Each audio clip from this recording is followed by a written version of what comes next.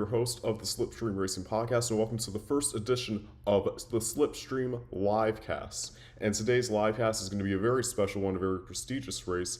This is the Monaco Grand Prix of Formula One in 2026, and I'm so sorry that it took very, very long for me to, get started with everything. But it looks like we are pretty much on the formation lap. And if you guys didn't see the qualifying yesterday, pretty much Kimi Antonelli qualified pole position just 43 milliseconds ahead of Max Verstappen. And then Lewis Hamilton actually out-qualified his teammate Charles Leclerc in his home race when the Monegasque unfortunately hit the barriers after the swimming pool chicane. I know, so painful. No, it was before the swimming pool chicane, but still though.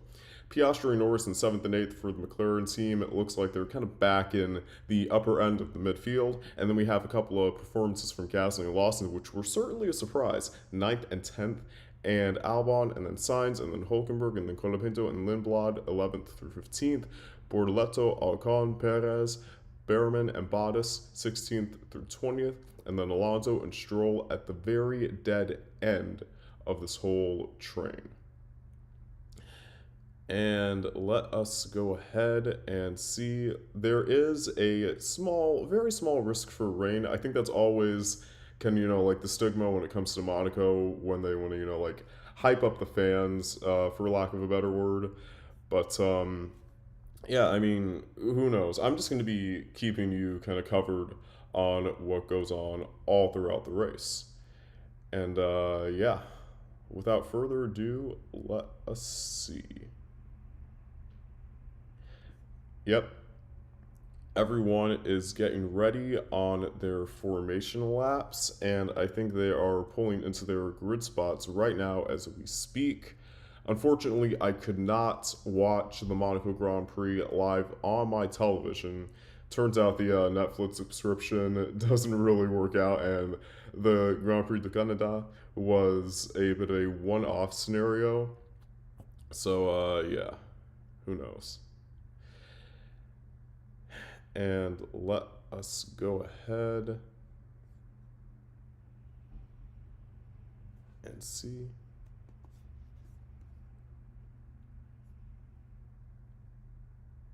Before this race begins, but here we go at Monaco.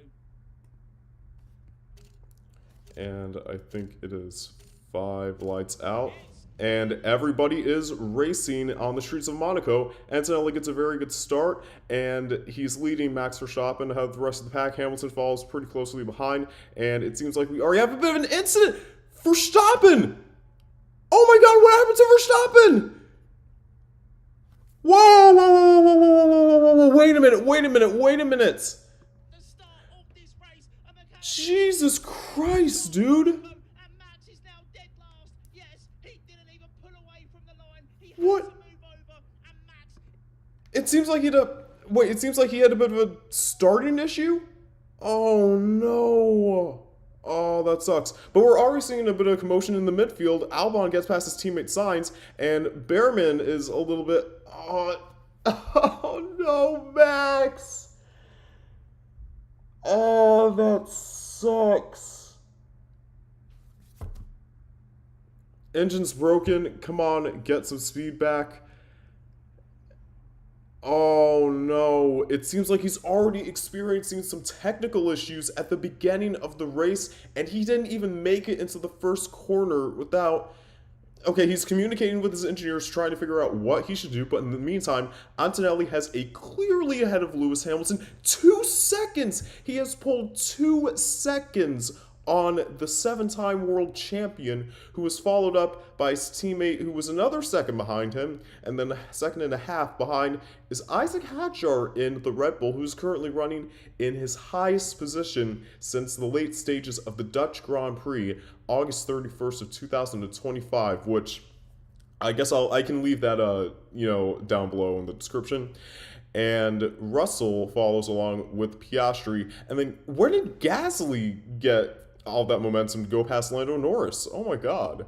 And then Liam Lawson and then Alex Albon are picking up the scraps because, of course, Verstappen, he is now in the pit lane, And is he potentially out of the race now, or is he just going for a pit stop? I don't know. I don't know.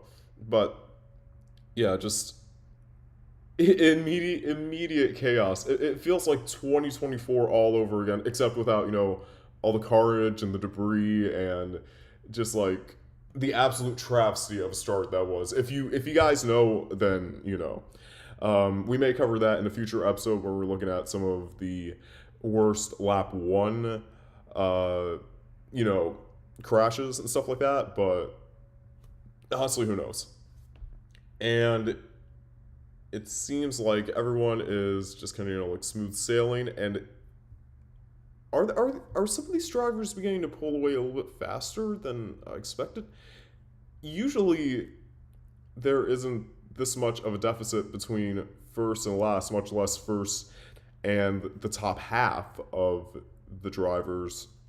You know, there wasn't this much of a deficit in the ground effect era. And let us see here. Antonelli pulling away from the lead just more and more by each lap. And he is now 3.2 seconds as he exits the casino tunnel and goes into the entry of the swimming pool chicane, starts sector 3, and then he's around at the final few corners. Same thing with Lewis Hamilton and Charles Leclerc, who are what feels like ages, ages behind. And I bet you I can know who, yeah, Max Verstappen unfortunately has DNF'd from the Monaco Grand Prix on the very opening lap, likely due to an engine issue that saw him never really even start this race. Gosh, this was not on my cards today. Oh, that sucks. And Alonso now pulls into the pit lane. Is he going for a change of tire, or is it a puncture or something like that? I don't even know if the normal broadcast is really going to focus on that, because TV direction for this race really just isn't optimal. It's just not optimal. But yeah, I mean, oh, Max. I don't even know what to say. I'm just kind of like, I'm kind of at a loss for words, you know.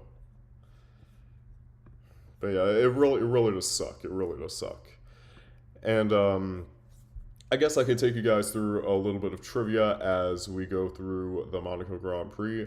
So, ever since the year 2018, there have only been not 3 and not 2, but I believe it was one single driver who has won multiple Monaco Grand Prix. That, of course, being the man that retired, Max Verstappen, unfortunately. So, from 2018 to up to now, Max Verstappen has been the only person on the grid to win multiple Grand Prix here at Monaco. He won the Monaco Grand Prix back in 2021, which is, of course, when he first took the lead of the championship in that very infamous, just like teeth-gritting rivalry. And then he also outqualified Fernando Alonso by, like, I think it was 100 milliseconds to start the Monaco Grand Prix from the lead. And Alonso's strategy, got kind of botched when the rain came in. And so Max Verstappen took advantage and won that race as well in 2023. His most dominant season, by the way, and the most dominant season of any Formula One driver. 575 points, as we see Stroll and Perez, their pit exits. And it seems like the Aston Martins have unintentionally made up a little bit of ground, but I think that was because you have Bortoleto and Berman who started out on the hards. And yeah, where was I? Oh yeah, that's right. So let's see here. Verstappen, the only person to win multiple Monaco Grand Prix. 2018, it was Daniel Ricciardo with the Red Bull. 2019, it was Lewis Hamilton with the Mercedes. 2022, it was Sergio Perez with the Red Bull. And then 2024, it was the home hero himself, Charles Leclerc. And then, of course, as you guys know, last year, it was Lando Norris who shattered the track record by a half of a second in qualifying. And, of course, led the race all the way from start to finish. Of course, it was the ground and aero effect that was partially responsible for that stuff. And then, let's see here. Everyone's continuing to lead at a pretty decent pace. Yeah, Antonelli has now stretched his gap out by 4 seconds ahead of Lewis Hamilton. Hamilton has stretched out his gap 2.5 seconds ahead of Charles Leclerc, and Charles Leclerc is still only a little bit less than 2 seconds ahead. I mean, I don't know what to do with that is, but yeah, who knows? And let's see here. Albon, I think Albon is going to be decently happy about picking up a couple of good points for Williams. Uh, Honestly, when I was first looking at the preseason, kind of, ambitions and rankings and just kind of like seeing what the press and the media said, I felt like Williams had a bit of a fighting chance here and there, especially given how well they did in the last season of the turbo hybrid era, where Carlos Sainz obviously picked up 2 podiums and Alex Albon picked up a handful, and I mean a handful of top 5 finishes and just very consistent points finishes for the team to finish in 5th place. And of course, I think, yeah, the whole Williams team got more top 5 finishes and podiums combined than Lewis Hamilton unfortunately did that year. As for my Mercedes boys, they did not do too bad themselves either.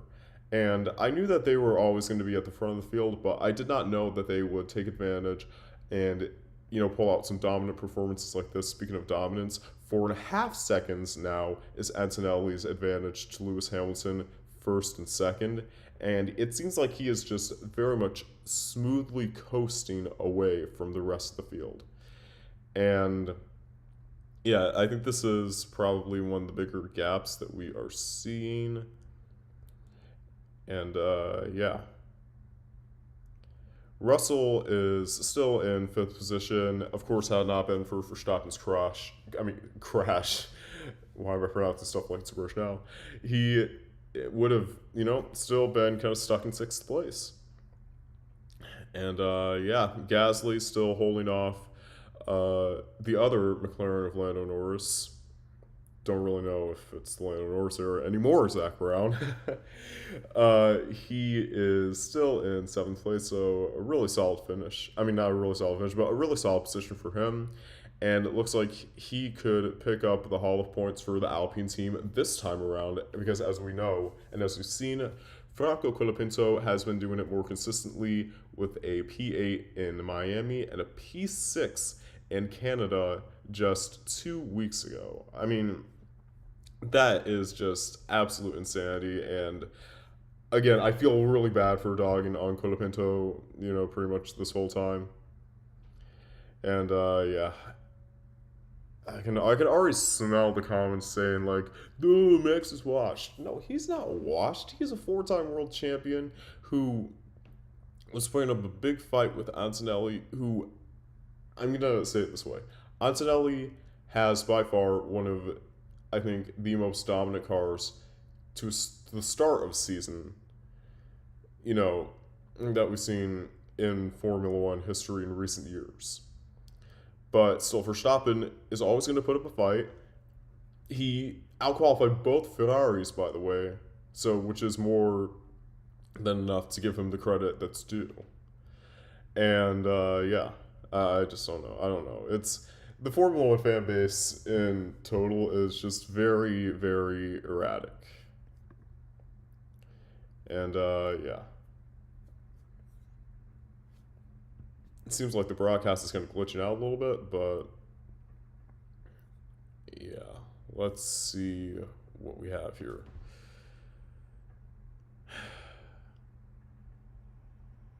It's just kind of smooth sailing from here, and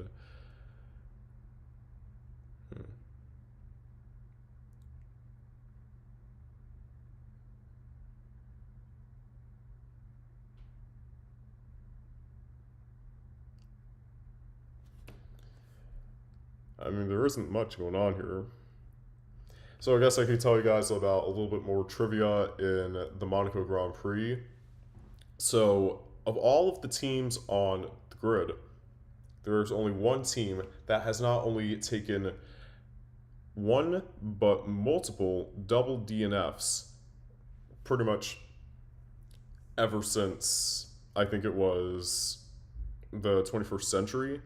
Of all the teams on the grid and through all the rebrandings and stuff like that, ever since the 21st century, there's only been one team that's taken multiple double DNFs, and that, of course, is the Haas Formula One team. So their first double DNF was in 2022 when Kevin Magnussen, in the early stages of the race, had to retire due to I believe it was an engine failure. And it was already kind of bad because Schumacher was coming off of a weekend where he failed to score points at the Miami Grand Prix. And, his momentum was kind of like here and there. And then, of course, Mick Schumacher had that crash at the swimming pool chicane, or after the swimming pool chicane, where he tapped his front wing into the wall and then had a pretty nasty shunt into the soft barriers. And unfortunately, that resulted in Haas's first double DNF since I believe it was the Austrian Grand Prix of 2020, which is, of course, where it got off to a bit of a delayed start.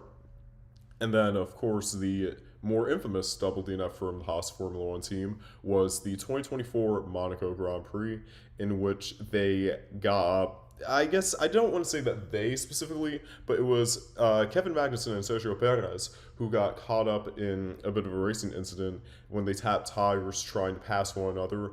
And, of course, as you guys know, Perez got completely shunted into the metal barriers, and that sent debris and then, just different pieces of carbon fiber and the skin of the chassis just kind of like everywhere onto the sidewalk, onto the track.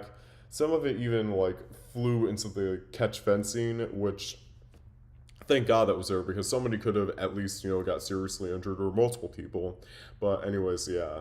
Perez and Magnussen were immediately out of that race, and of course Hulkenberg was trying to pass them with a bit of a sneaky move around the inside, just kind of like, imagine that this is where the shunt is happening, and then you have pieces of debris flying everywhere, and they have Hulkenberg here, and then taps his rear right tire, and it kind of breaks his suspension in a way that, he simply just cannot recover from it. And that is how Haas had their second double DNF in 3 appearances here at Monaco. And since then, it's been a little bit tough for them. I believe they were able to score points at least in one Monaco Grand Prix in the past 10 years. But it looks like with their current, performances we're seeing right now in this broadcast, they're really just not going to get anywhere, really. Unless they pull off some strategic masterclass like AlphaTauri did with, I believe it was Pierre Gasly. In, it was more so Gasly's driving skill in 2022 in that AlphaTauri, because he had started from P17 in qualifying. He was out in Q1, and then made multiple passes around drivers like Daniel Ricciardo around the entry of the swimming pool chicane, because of course it was a wet race, and wet races are actually a little bit better for overtaking at Monaco because you're not relying on some DRS train or some slipstream or having to break up the toe, but rather your pure skill. And it seems like we are finally getting somebody coming into the pits. It is the Audi of Nico Hulkenberg, and he is slowing down. He's got his pit limiter on. Let's see what the strategy is for him. He's been running 11 laps on the medium tires. And if we can just see here which one he's running now. And looks like my broadcast is kind of cutting out again. Isn't that great?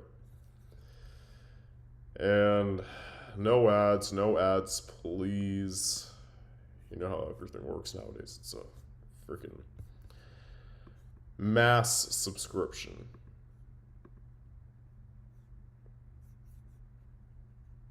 All right.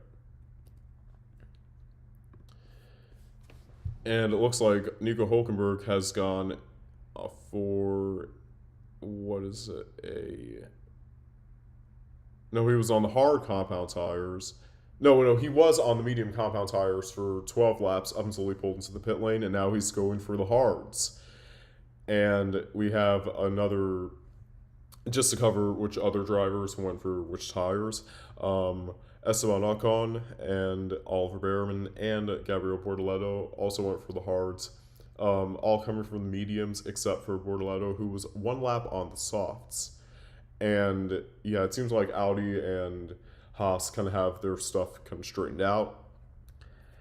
And we have Perez and Bottas, who both went for the medium tires in the Cadillac team. And then Alonso and Stroll, both of the Aston Martins, who started out on the medium tires, are now on the soft compound tires. And it looks like the top 13 onwards have not made a pit stop yet. They are still either 14 or 13 laps consistent on their medium compound tires, which is by far makes it one of the most popular circuits to start out on the medium compound tire, because it feels like you're just in that happy medium, no pun intended, to kind of gamble around with the strategy and see what works for the undercut on, whether it's fighting chance for a podium or trying to gain a couple of positions or even just trying to make it into the points, point blank. No pun intended again. I'm on such a roll today. Yeah.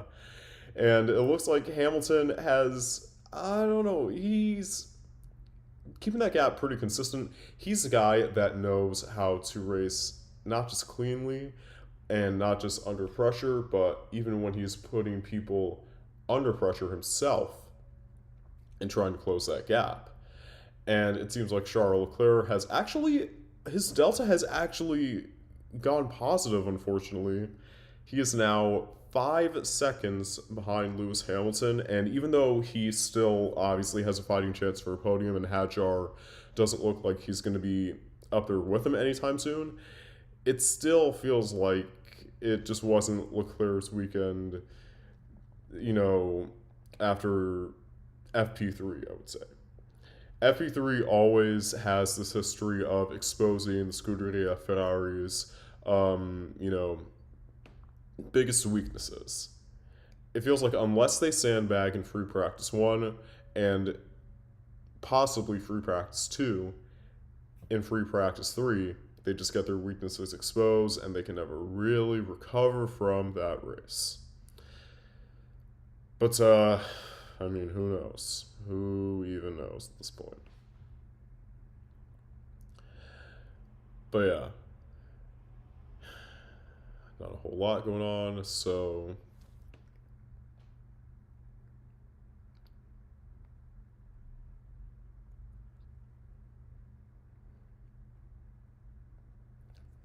Hamilton is actually closing the gap a little bit better than I expected, and teammate Charles Leclerc is actually following up pretty close behind him, actually. So yeah, the gap at one point was, I believe I said 4.5 seconds ahead was Antonelli, and now Antonelli is a little over 3 seconds ahead. So if Hamilton is able to convince his strategy team to actually give him a good strategy, but we know that with somebody like Ricky, with an engineer like Ricky, who needs friends?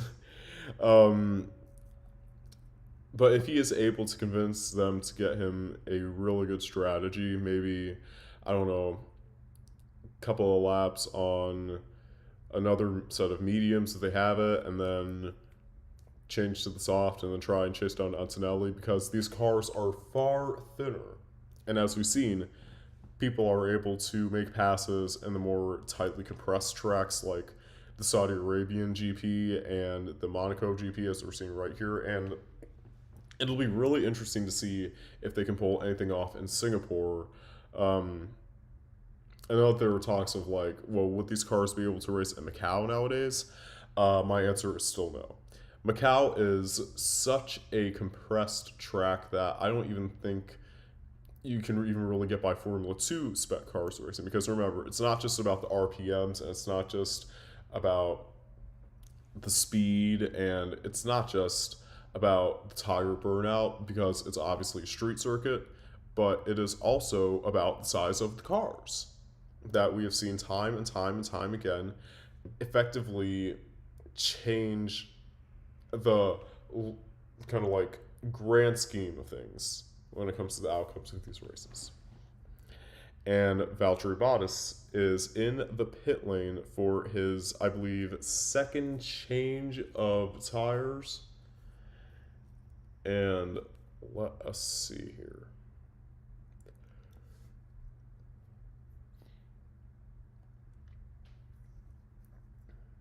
Don't think it really does anything for the two Aston Martins or the Haas Verman or Gabriel Bortoleto, because they're not going to be able to last long on these tires. Even though they both exchanged to hards, you know, you're going to have Bottas eventually catching up to you at some point because of the tire degs. So, yeah.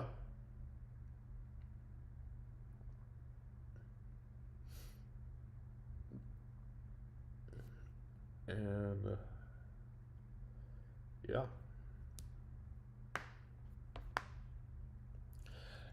I guess it's time, since, you know, Monaco is starting to dry out a little bit, for some more trivia, I guess. So, trivia number... Which one are we on? Trivia number 3. So, Daniel Ricciardo, I think, is the most recent person to claim victory at the Monaco Grand Prix with just about less than a second ahead of the car in front of him, who was Sebastian Vettel from Ferrari. And the reason being because Daniel Ricciardo, at the time who was racing for Red Bull, had qualified pole position. He was actually perfect the whole weekend. FP1, he was in first. FP2, FP3, and qualifying, all in first place, qualifying in pole position as well. And his teammate Max Verstappen, who's actually out of this race right now.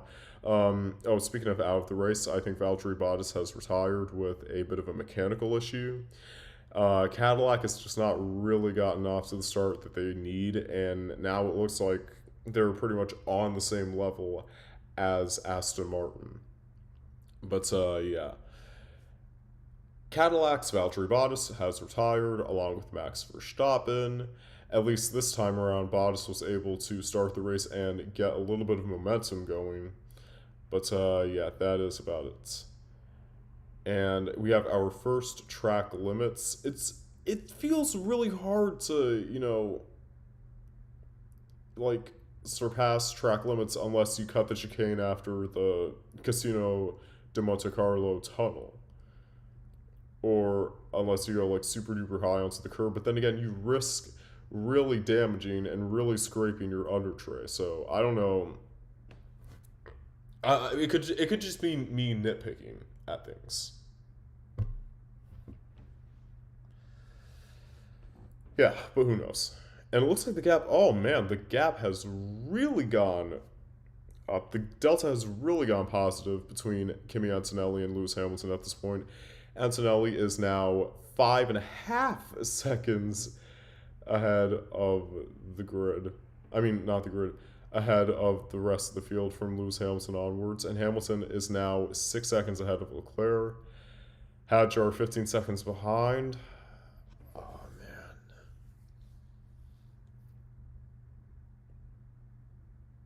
Are you kidding me? I was kind of expecting, a little bit of a, I don't know, closer action because of, how much smaller these cars are. And even if, the leader takes an advantage of 50 laps, I don't care.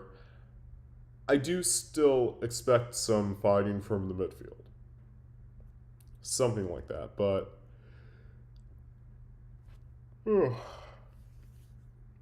I guess this yawn kind of like describes how the Monaco Grand Prix has been feeling in recent years. Ah, man. At least the remedy is that my boy Lewis Hamilton,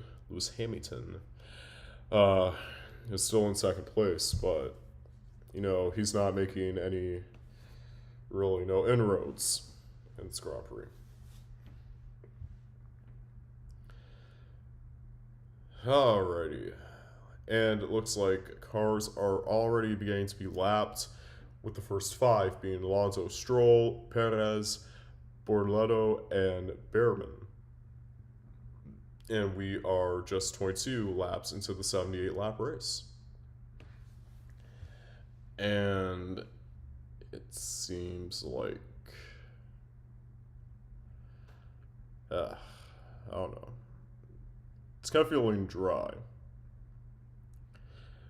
Actually, it's not too dry if you consider the fact that George Russell is now only about half of a second behind Isaac Hadjar, and if he is able to fight this one, then he can make inroads, potentially make a pass on the French-Algerian driver, who just this time last year put on a really good performance for the V-Carb team, finishing in, I believe it was either 6th or 7th place. Don't.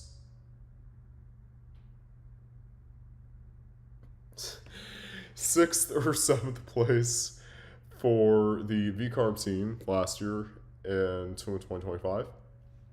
And he is doing pretty solid for his first Grand Prix with Red Bull. Maybe not his first year so far, because we've seen him struggle, time and time again with this and that. But then again, he is not in that nasty environment with the likes of Christian Horner or Helmut Marko.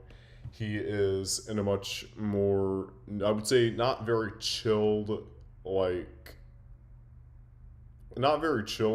like Sauber was this time last year, but with Laurent Mekies, he is definitely, a little bit more in the clear. It doesn't mean he can make all the mistakes that he wants, but he can let some of the pressure off on himself.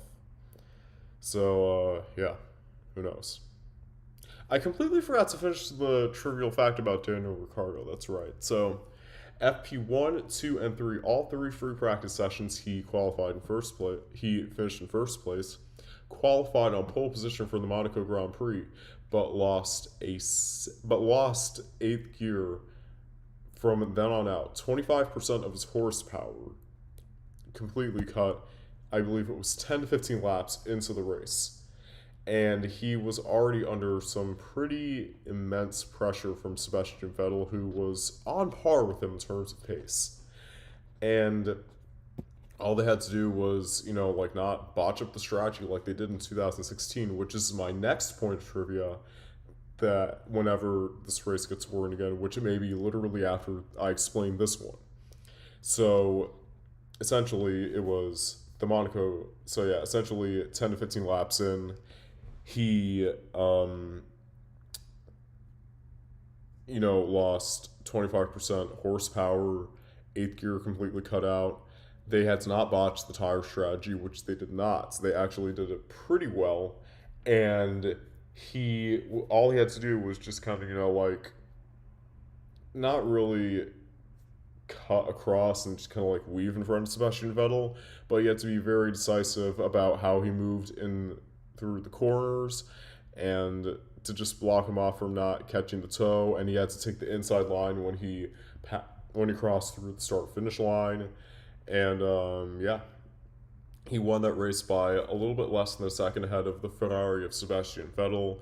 Hamilton followed along in his Mercedes in third place. I believe it was about 5 to 6 seconds behind the 2 who were fighting for the lead.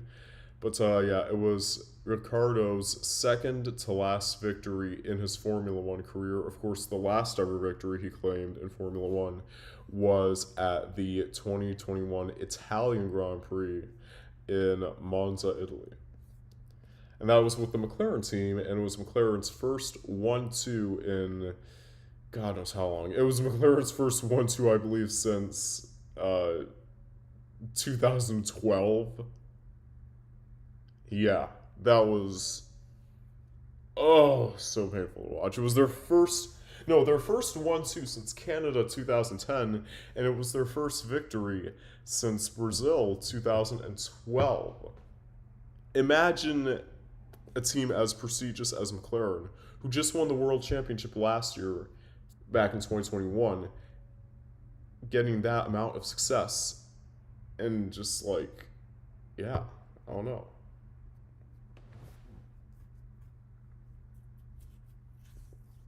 And it looks like Leclerc has his time deleted due to track limits. Again, not really his race, but at least he has the remedy of standing on top of the podium in front of his home crowd for the second time in a row. So I guess he shouldn't be grateful for it, but he should at least find some kind of relief in it. And yeah, looking pretty consistent from here on out. And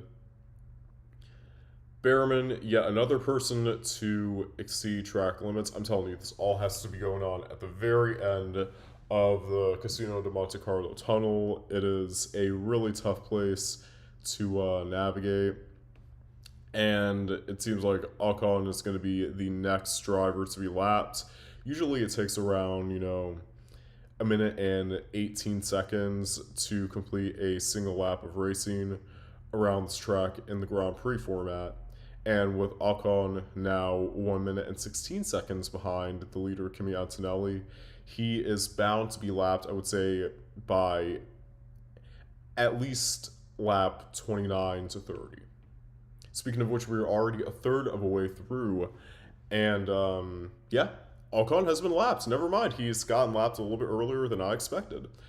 Hulkenberg is the next person that is due to be lapped 71 seconds or a minute and 11 seconds behind Kimi Antonelli, the leader. And I believe he's probably going to be lapped around, I don't know, if Kimi Antonelli is able to keep up this pace, or if he doesn't make a pit stop, or if Hulkenberg doesn't make a pit stop, speaking of, then he's due to lap him, I would say, around lap 30. But yeah. Drivers still in the race. Everybody except for Valtteri Bottas, who retired due to a mechanical issue for Cadillac, and for Verstappen, whose engine just completely broke down and the engine software just absolutely sputtered all over the place. Not even on the opening corner. That's how bad. That's like how quickly his Grand Prix came to an end.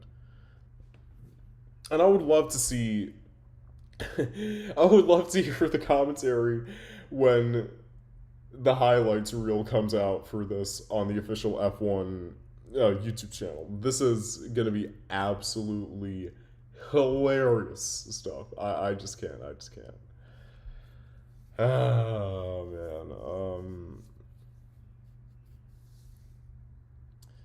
Yeah. Kimi Antonelli now has a 12-second gap ahead of Lewis Hamilton.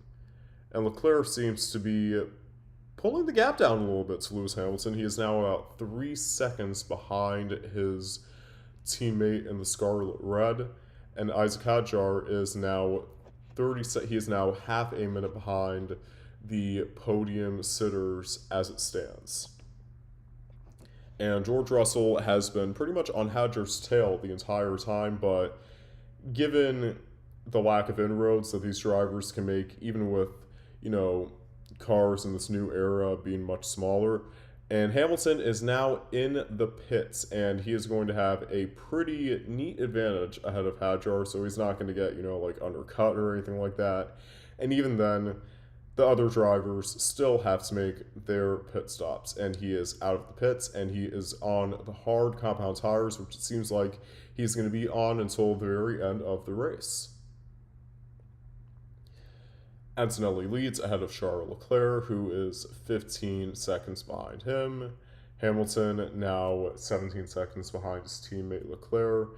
But are they potentially going for the undercut to try and give the advantage to Charles Leclerc? Because he has 17 seconds ahead of Lewis Hamilton, and if Leclerc can find some speed to pull away, even though Hamilton is on the new hard compound tires, which he still has to warm up, then I believe that Leclerc could potentially undercut his teammate, which would make some pretty, not some nasty, but some pretty, tense, kind of sticky, press for the media. Yeah.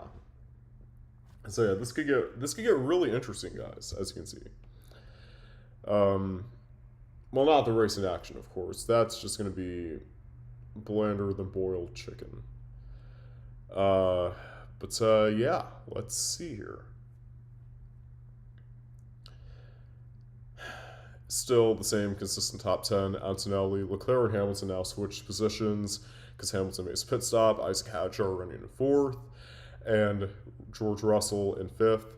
Oscar Piastri in sixth. Pierre Gasly seventh. Lando Norris eighth. Liam Lawson in ninth, and Alex Albon in 10th position. And it looks like Arvid Lindblad has been the next driver to be lapped on lap 30. So it seems like these lappings are now occurring at a quicker rate than not. And I assume on the next lap, Franco Colapinto, who is now 1 minute and 16 seconds behind the leader, Kimi Antonelli, is going to be lapped. And that should be maybe within the next 20 seconds. Nope, next 2 seconds. I stand corrected by that. And soon we're going to see, I think people, as far as, I don't know, maybe I would think Lando Norris is safe from being lapped, but he also could potentially be lapped by this.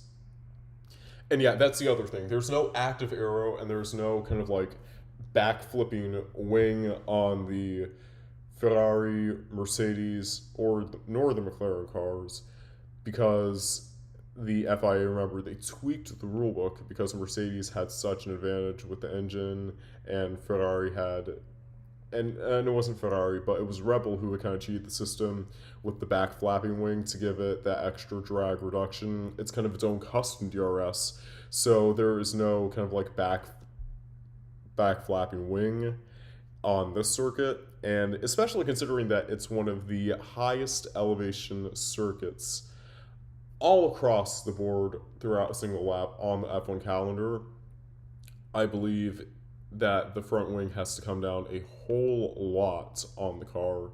It can't be as high as it is on particularly flat circuits like the Qatar Grand Prix, which again, it is oriented for motorcycle racing, not single-seater or hypercar races. It's not as flat as it's going to be, at the Qatar Grand Prix or at the Mexican Grand Prix. And it looks like Carlos Sainz has also been lapped by the race leader Kimi Antonelli, who is seemingly pulling away, and Oliver Behrman is unfortunately retiring. I guess they want to conserve the engine, and they may change a couple of components down at Haas.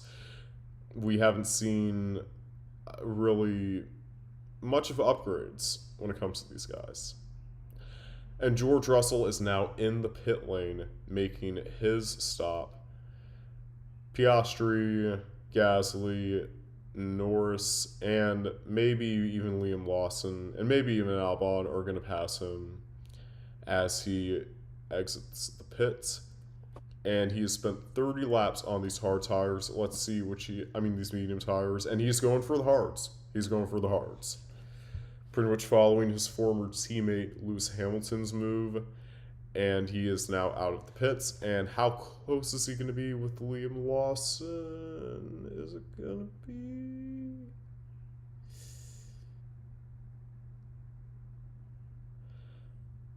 just ahead of Liam Lawson. Just ahead. And Alex Albon has also been lapped, and oh man,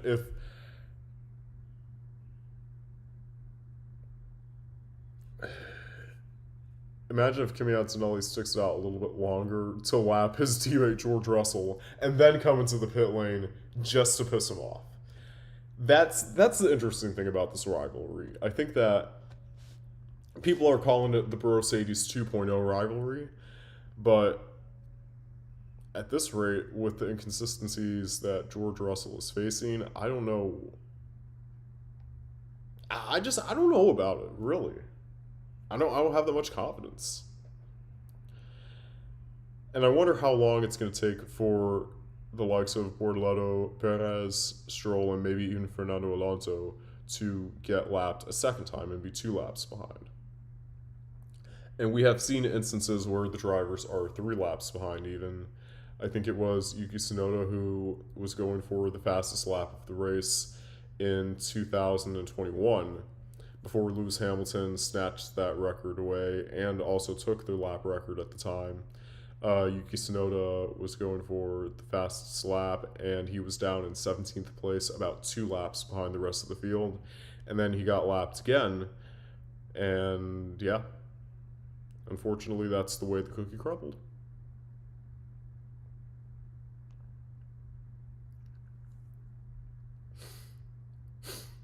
But yeah, pretty smooth sailing from, everybody.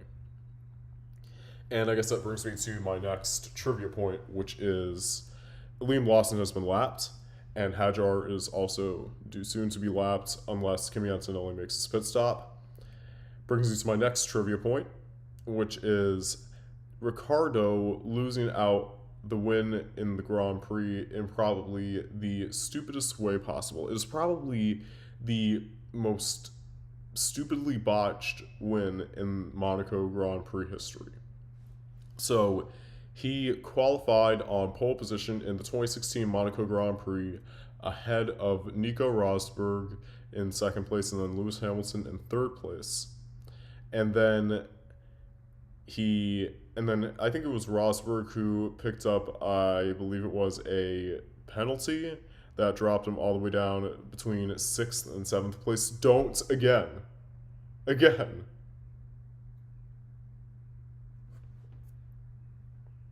Between 6th and 7th place.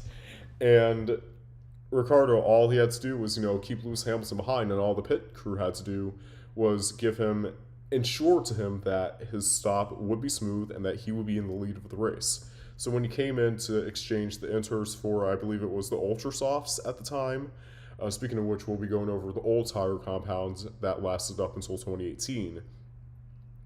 All they had to do was switch over his inters to Ultra Softs, but when he pulled into the pit lane, they didn't have the new set of tires ready for him. And that allowed Lewis Hamilton to just by a sliver, like 0.3 of a second, undercut Daniel Ricciardo. And of course, Ricciardo couldn't cross the line when it came to the pit lane exit. So he was completely screwed, and he was trying to chase after Lewis Hamilton. And he was doing pretty good, but he only came as close as passing him at the end of the Casino de Monte Carlo tunnel. And he was probably the most pissed off that I'd ever seen him. I felt so bad for the poor guy. And these were the exact words to his crew. He was like, "Save it. Nothing you can say to make that any better. Just save it." So yeah. But it didn't stop him from, winning, I think it was the Malaysian Grand Prix that same year. So he got his remedy, but I believe he would have wanted something a little bit more than just that. Which is very understandable. Very, very understandable.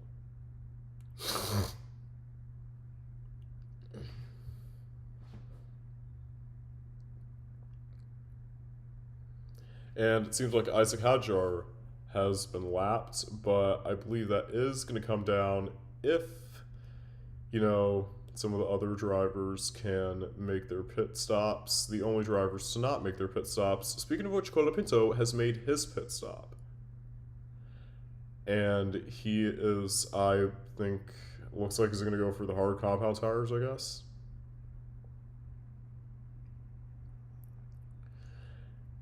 And yeah, the next driver that's bound to be lapped, if he doesn't make his pit stop, Antonelli, is his teammate George Russell. Again.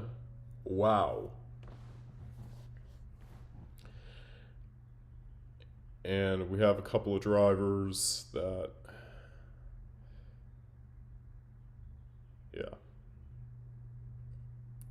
was going to say that it seems like Gasly and Norris could kind of put on a fight for us if, you know, they keep it smooth and they keep it clean, but looks like that Delta is going to kind of stay the same, and Norris is just going to do a lot of drafting, and Antonelli finally comes into the pit lane. Let us see what happens here. And Leclerc also came into the pits a lap earlier. He's also gone for the hard compound tires, 13 seconds behind Lewis Hamilton. And pit exit for Kimi Antonelli.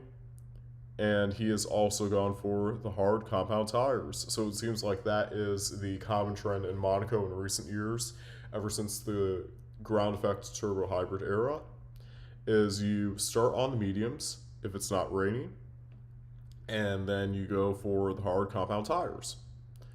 But as we saw in 2022 and 2023, 2022, it started off as a very, very wet race. So wet, in fact, that they had to do a rolling start on the wet compound tires, which that they never, ever use nowadays. And then it got drier as, the race went along.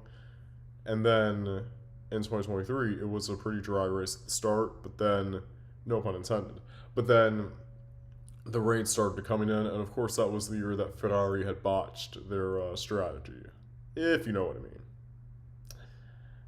I'm still not over that. I'm still not over the amount of blunders that Ferrari did in 2023 specifically. 2022 was already bad enough because they had, effectively had a good championship they had a good championship fight in their hands, but then they threw it away by not upgrading the car and making bad strategy calls. But 2023, they weren't even in the fight, and they at least had the second best car, but they still lost out to Mercedes by 3 points in the end because of multiple blunders here and there, and Monaco 2023 is just one example of many.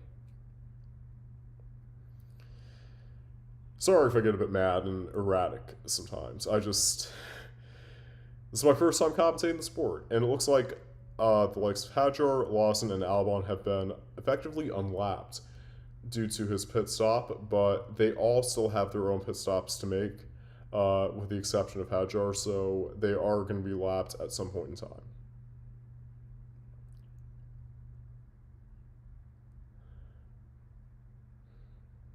And it looks like the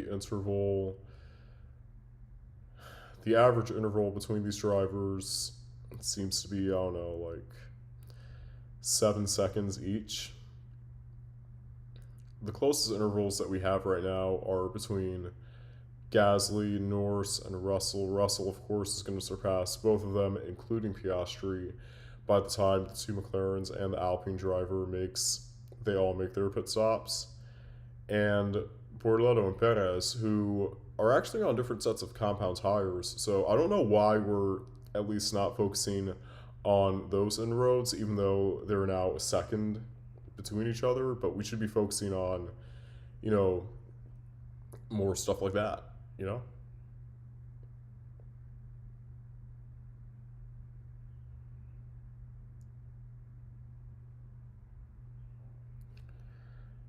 And, yeah, Albon has yet again been lapped. Lawson, next driver to be lapped, I would say about 2 to 3 laps time if he doesn't make his pit stop. But if he does make his pit stop, then it's guaranteed that he's going to be lapped.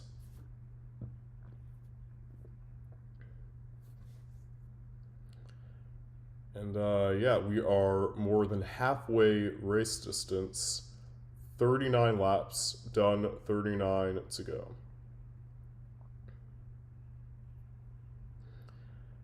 And Hamilton still trailing Kimi Antonelli by 15 seconds, but he does have the older hard compound tires. Antonelli still needs to warm his up, but we saw how great he was in qualifying on this track, and it seems like he's going to keep up that 15-second advantage to Lewis Hamilton. So good for him,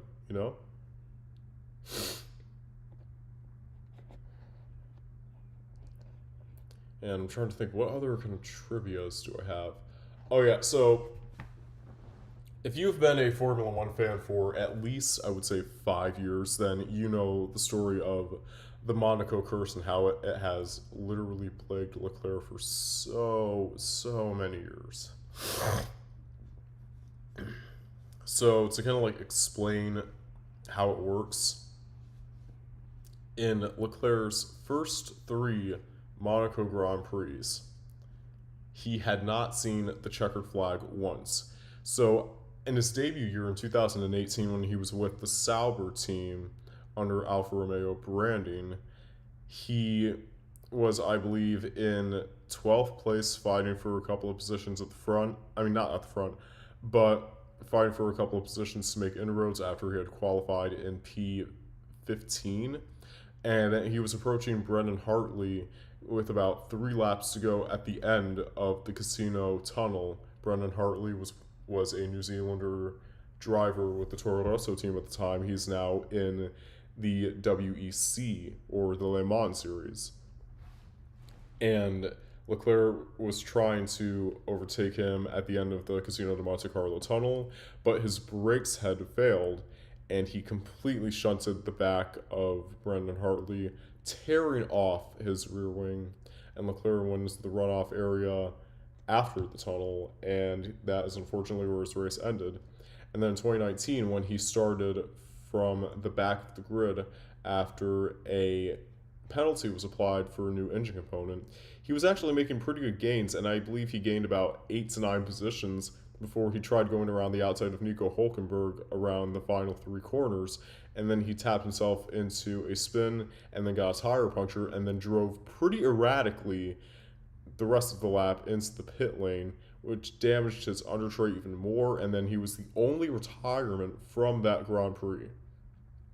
And then 2021, he started on pole position after he had crashed out of qualifying, which did a little bit of damage to the gearbox, but I guess they couldn't fix up that gearbox damage in time, because when he was on the formation lap from pole position, his gearbox failed on him and he had to pull into the pit lanes, and he couldn't even start that race. So it wasn't even a DNF, it was a DNS for Charles Leclerc. And in 2024, when he was test driving Niki Lauda's Ferrari from, I believe it was 1978 at Monaco, it was just a bit of a test drive for, I think it was not some publicity stunt, but a bit more of a historical commemoration stunt.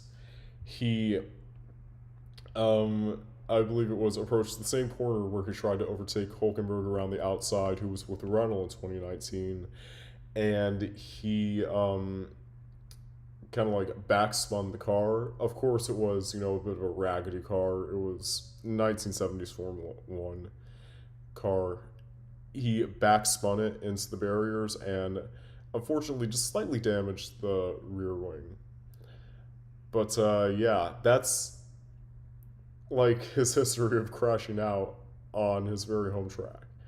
And of course, he had pole position at the 2022 Monaco Grand Prix for the second year in a row. And, he was going to pretty much, we thought he was going to take away this win pretty easily, but then they double stacked at Ferrari and they brought Carlos Sainz in first, and then they bought in Charles Leclerc. And then that effectively gave Sainz the jump, who started in second and stayed in second place. And then Leclerc went from pole position to P4. So he was completely off the podium at that point. And yeah, he had every single right to crash out at his pit crew like that. I'm telling you, Xavi was and probably still stands as one of the most incompetent engineers in motorsport history. Point freaking blank. Like, I would trust some toddler that's just huff. I would trust some toddler. This is why I was a bit hesitant to do a live stream because I'm not really good at commentary. I'm good at social commentary and just like talking my head off and stuff like that, which is I guess why I would do pretty good with TikTok live. But I'm just not good with this kind of commentary. Anyways, when it comes to the when it comes to incompetent engineers, Javi definitely takes the cake, and I would honestly trust a toddler that's just eaten an entire Lego set, an entire Star Wars Lego set, than whoever this Italian freak of nature was. Now, freak of nature is a bit of a positive connotation. Just this Italian freak. He just wasn't in the right state of mind whenever he was looking at the data and the metrics. He just seemed like he was in the weeds. It's just, I don't know. Anyways, pit stops. Alex Albon going from medium 43 laps to soft, and Lando Norris and Liam Lawson currently in the pit lane, just waiting for whatever tire change they make. Oh, it seems Norris is kind of in his pit for a while. Oh, wow! Something's happening with Lando Norris. He's not moving. Are they struggling to get the tire out? Or is he out of the race?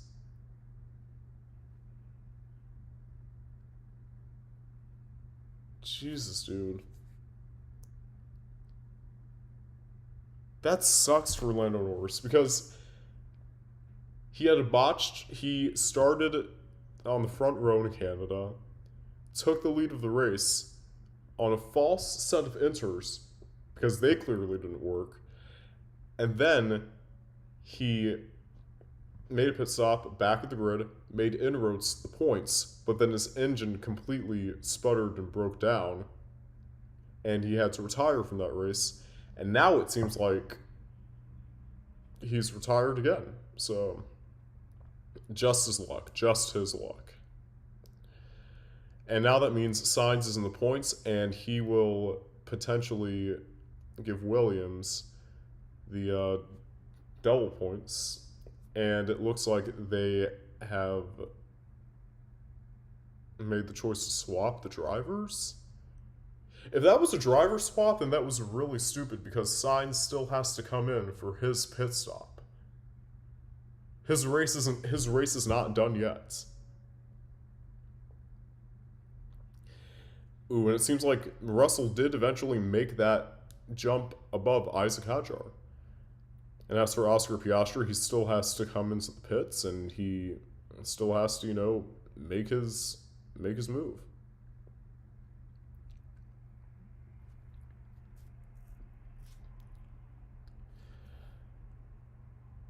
And Arvid Lindblad and Carlos Sainz and Oscar Piastri are the only three drivers on track right now. It's currently to not have made a pit stop yet. They're bound to make a pit stop soon, but it's just not now. And we are about 30 laps left to go. Kimi Antonelli leads Lewis Hamilton by a staggering 20 seconds. We didn't even see this kind of gap between Max Verstappen and Fernando Alonso in the 2023 Monaco Grand Prix. Granted, it was raining, but that Red Bull RB19 was also quite literally raining ahead of the rest of the field. So, yeah, I don't know. And it seems like Gasly has also been lapped, and at this point, I would not be surprised to see Hadjar being lapped. So the current four retired drivers include Max Verstappen, Valtteri Bottas, Oliver Behrman, and Lando Norris. I think these are the most Um, Give me just 1 second.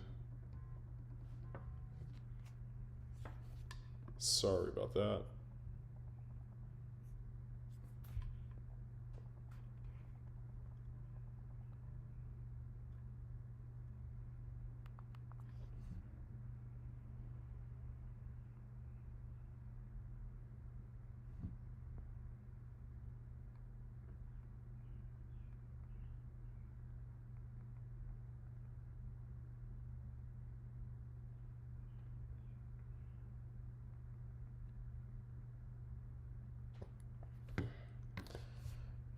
Sorry about that. That was a call from my mother. I may need to answer this. Sorry, that was like.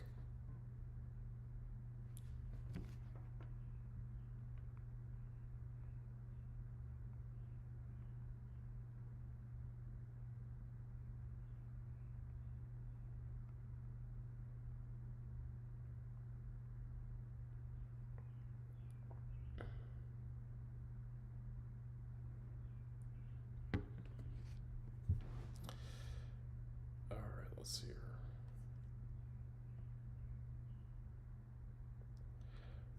Sorry about that. 1 second. Let me just mute the.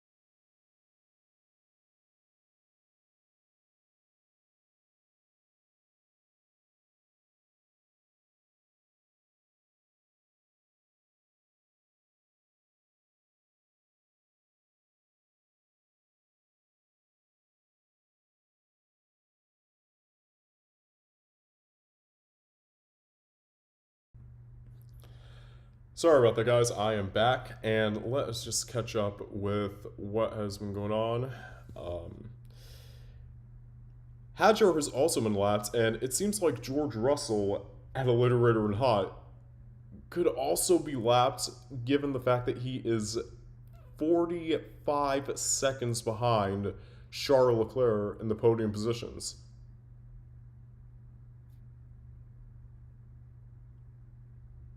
This is this is legitimately so nuts. And I'm now learning that Lewis Hamilton has a 5 second time penalty. Oh man, so Leclerc could make some serious inroads to,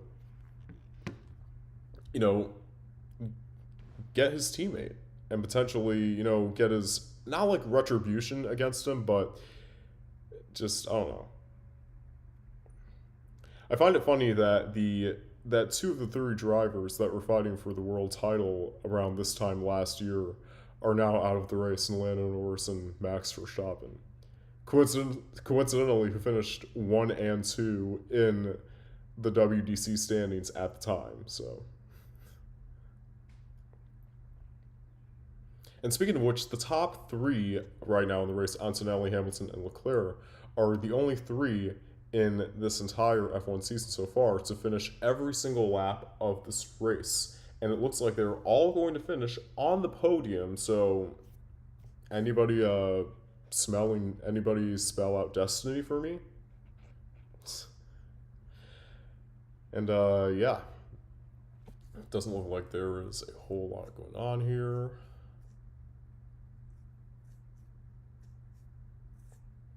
And I guess a little bit more trivia about the Monaco Grand Prix. This is going back to 2004.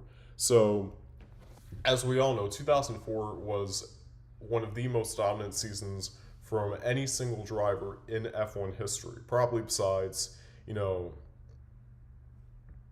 Hamilton in 2020 or Max Verstappen in 2023.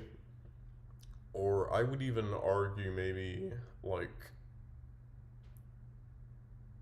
what else? What are some other dominant seasons? I would say that even Ayrton Senna in 19. No, it wasn't Ayrton Senna, but it was rather Alan Prost. But yeah. But even maybe Juan Manuel Fangio when he was with his Mercedes team back in the 1950s. Those were some pretty dominant one-man seasons. In 2004, it was Michael Schumacher who was leading the Monaco Grand Prix and could potentially have taken his, I think it was 6th win in a row, as he'd won all first five races of that season. And it looked like it was on for an early championship at this point, but he crashed out under the safety car at the 2004 Monaco Grand Prix. And had he not done so, he would have won that race and would have taken another 6 race wins, and he could have been the first and only driver to win 13 consecutive races. And Max Verstappen obviously would not break that record in 2023. Sebastian Vettel would not break that record in 2013. So it's just weird to see the kind of butterfly effect that, you know, this has had on some would-be champions at the time in 2004. Maybe not as a direct result or a direct cause of it, but in hindsight. And it seems like George Russell is keeping enough of a delta to not be lapped by his teammate, but still, it is not the kind of performance that I'm sure he wished he would have pulled off. I'm sure he wished he could have done something a little bit sooner, a little bit better, you know, anything like that. And Carlos Sainz and Arvid Lindblad still need to make their pit stops as scheduled. And it seems like everyone is, you know, behaving pretty well on track, if I do say so myself.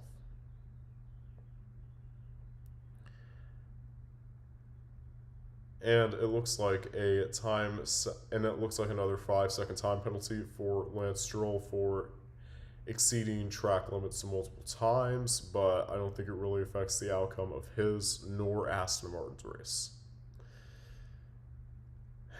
And I don't know. It seems like unless something happens to one of the Ferrari cars, then there isn't going to be much to say about it.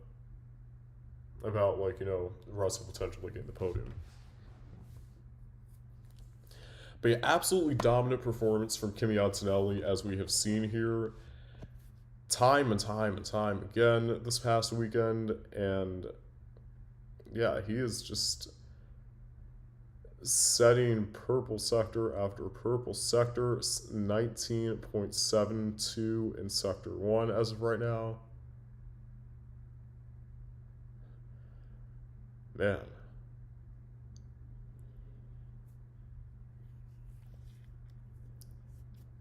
And obviously, with all these purple sectors, he currently holds the fastest lap of the race.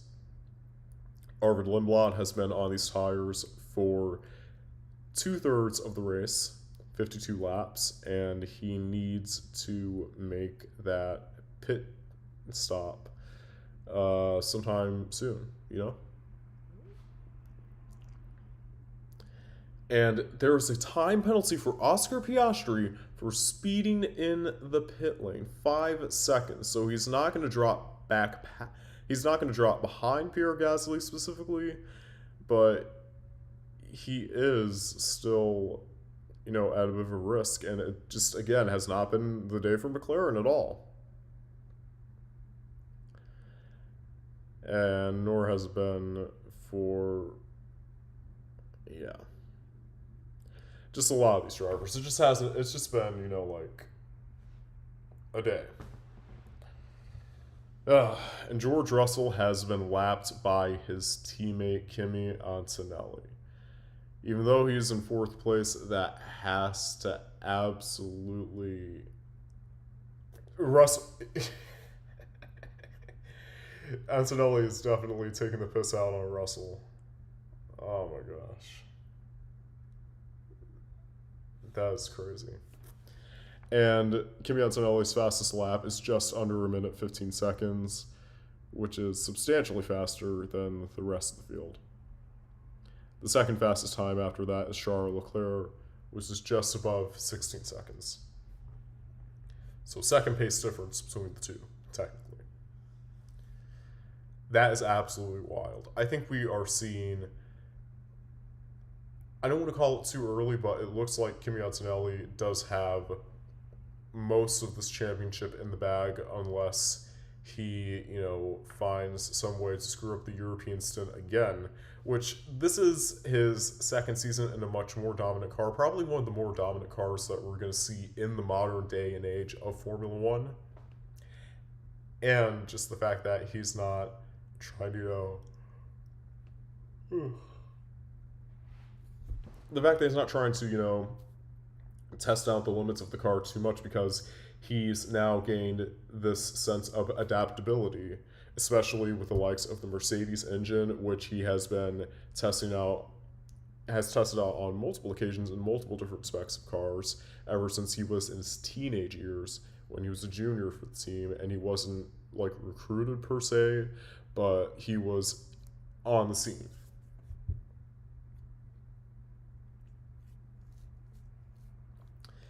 And I'm looking at the group chat of the live stream I'm commentating. F1 owned by the Yanks, ran by the Arabs. No wonder it's. That might be the spiciest comment that I've seen. Wow.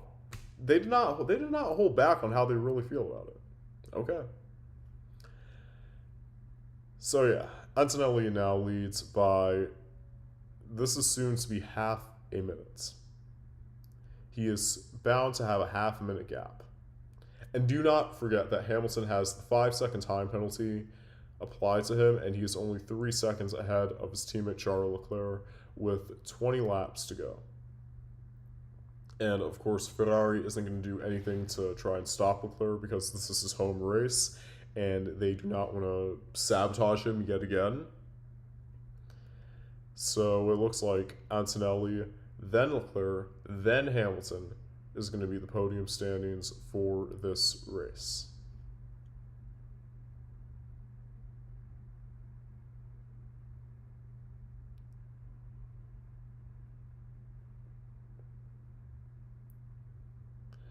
Oh, and it looks like Alex Albon and Carlos Sainz have switched spots yet again. And I think that is the way it's going to stay. But let's see how much of a gap Arvid Lindblad has from 38 seconds behind his teammate Liam Lawson. And, yeah, honestly, if Lindblad makes a pit stop, then he's looking on for a P15 finish, which is kind of unfortunate, but I guess they want to milk out the most of these tires as they can, give him the illusion that something's going to happen, but no.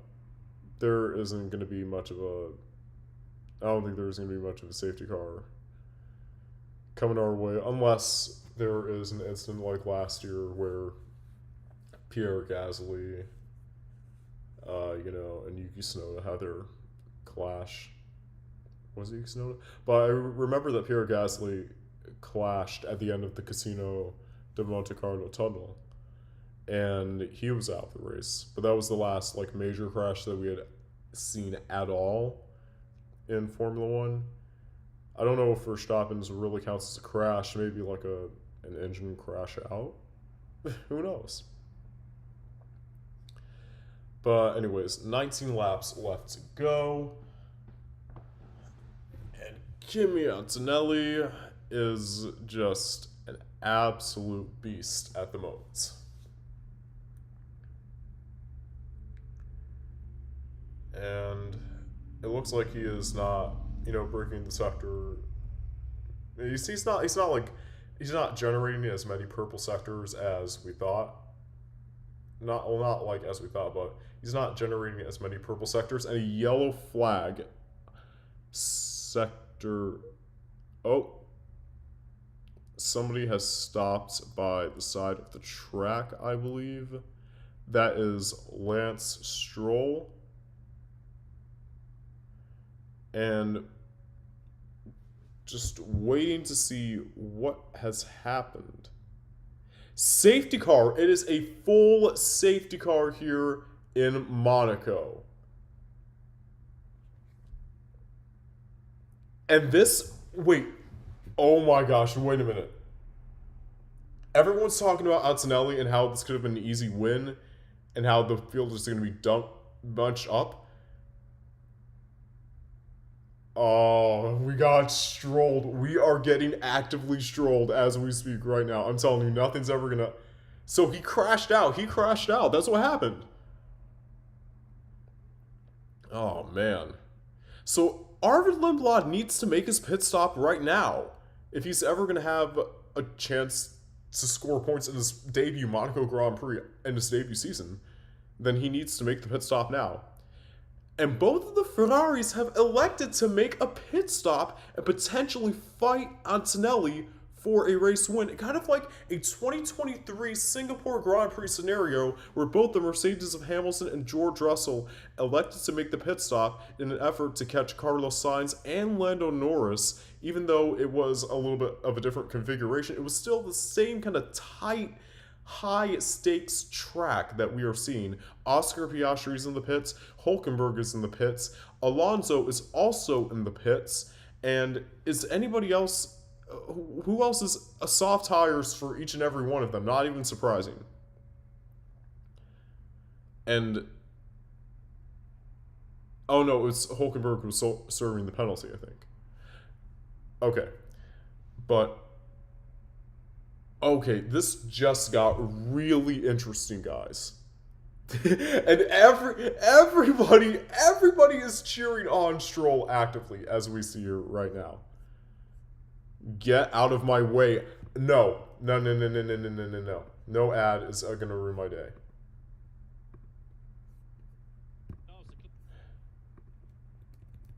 Nah, screw that. Screw that.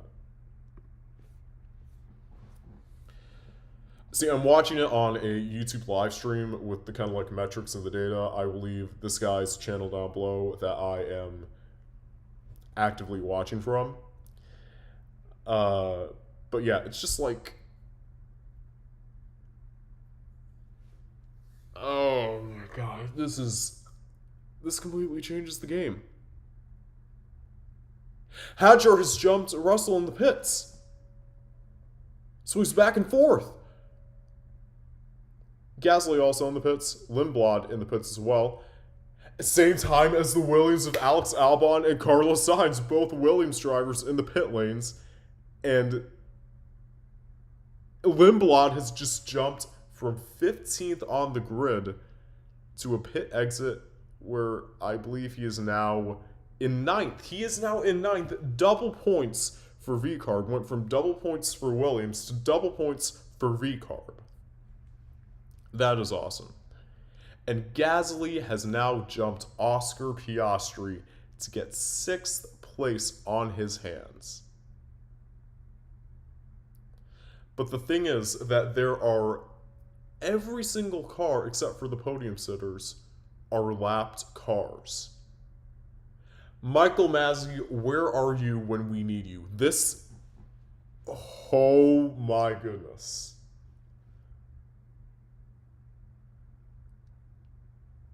It's taken him a while to get Stroll out of the way. It is a tight track. Nope, clear in sector 17 and 18. And both Checo and Bortoleto have made their pit stops.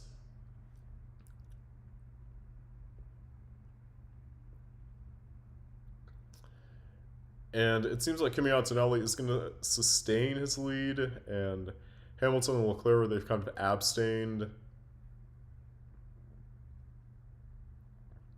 The thing is, though, if there are any lapped cars in between both of the Ferraris and Antonelli, are they going to let them pass by?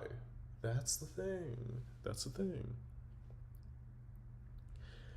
And with just 16 laps left to go, the safety car is still rolling out, but it is clear in both of those sectors, so that means we should get to green flag racing sometime soon. And yeah.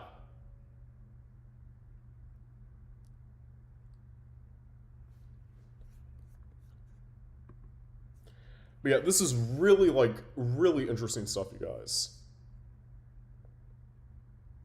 Oh, man.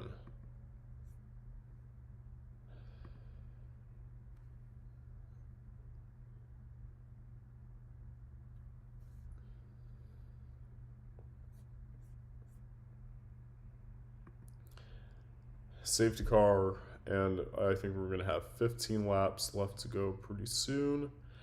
But yeah, it is bunching up the field. You see how Hamilton and Leclerc are now not that far behind Kimi Antonelli. Ferrari is kind of like, I don't know. Oh man.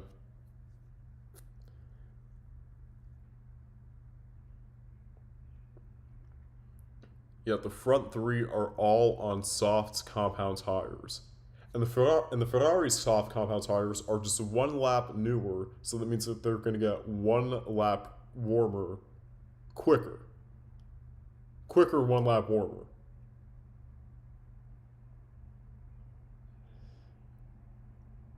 Oh, this is absolute insanity. And it was a very good strategy call by Ferrari because they didn't want to compromise themselves because they know Antonelli has the pace. And I mean not just pace, but he has literally been a monster up until this point. So if Ferrari are able to pull off the 1-2 or at least the 1-3 with Hamilton winning and Leclerc finishing in third place, that would be absolute vanity for the Scarlet Red boys and girls. And it looks like they were letting all the lapped cars unlap themselves. Just as suspected in the rule book.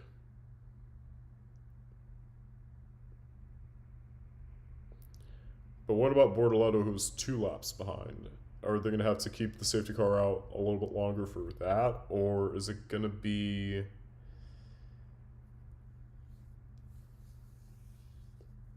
I don't know.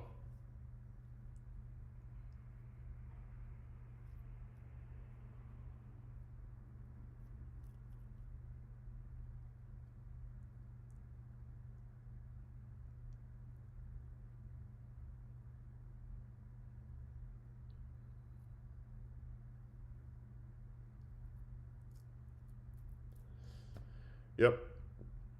All of these unlapped cars are pretty much unlapping themselves at this point, and that is kind of the standard strategy when it comes to even, I would say, 15 to 20 laps to go. I would say that is pretty, like a standard.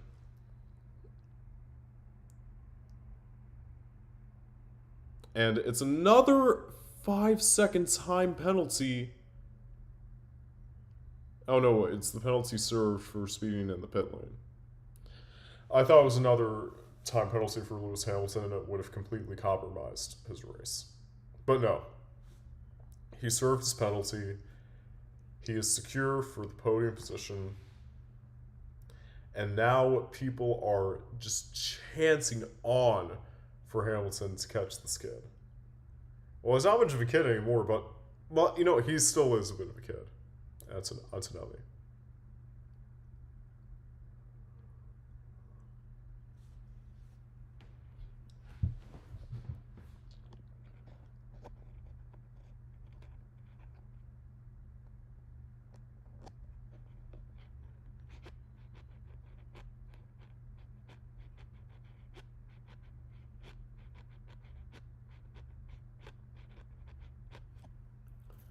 Oh boy, this could really be boiling down to an amazing finish. An amazing finish. I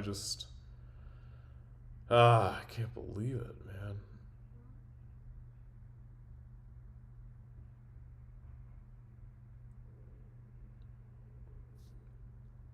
Yeah. So it seems like all the cars are pretty much unlapping themselves as standard procedure. And we will see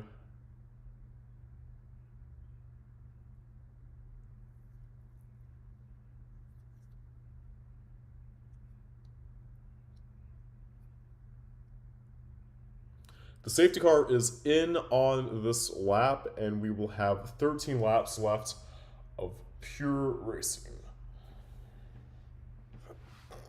Ugh.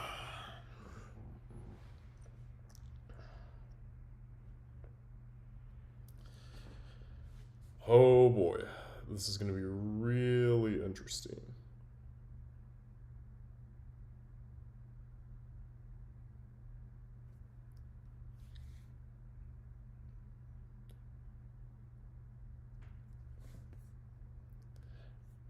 And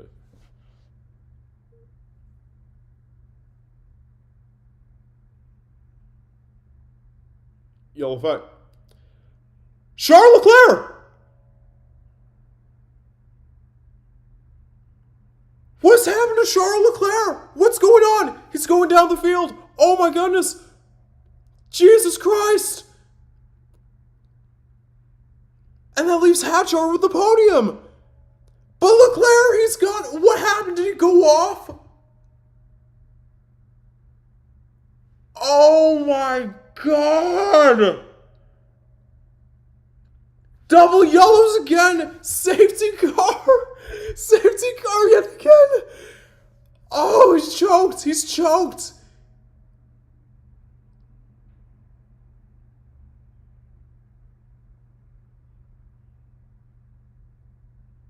And he's out of the race. No.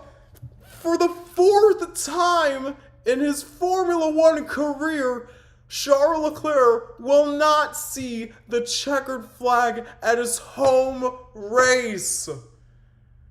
And the Monaco curse is back. It is back. Oh my God. And everybody is in the pit lane now. Every single driver is coming into the pits.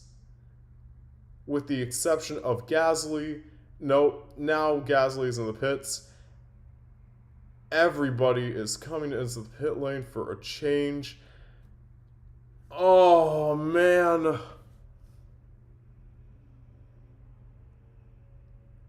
That brings Williams back into a double points position.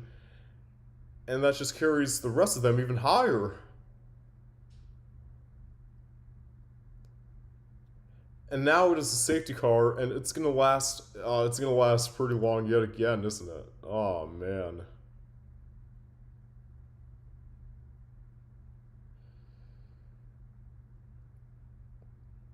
But yeah, this has turned into something that I didn't even expect it would. Monaco, I am sorry for calling you boring.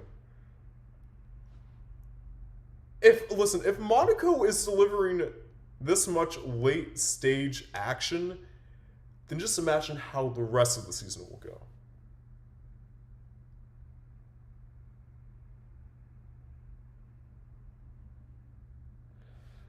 Oh man. Leclerc, Norris, Verstappen, the big three out. That is absolute insanity. And again, I mean, Lewis Hamilton has a fighting chance of winning the Grand Prix if things go well. And if he just stays calm and composed. And hey, at least Russell isn't going to be lapped by his teammate anymore, but still, you know. And the safety car is still out. And Russell failed to serve his time penalty incorrectly, so Gasly just may... Are you kidding me? Bro, the FIA is... literally, bro, the FIA, like, the steward's room literally has to be on freaking fire.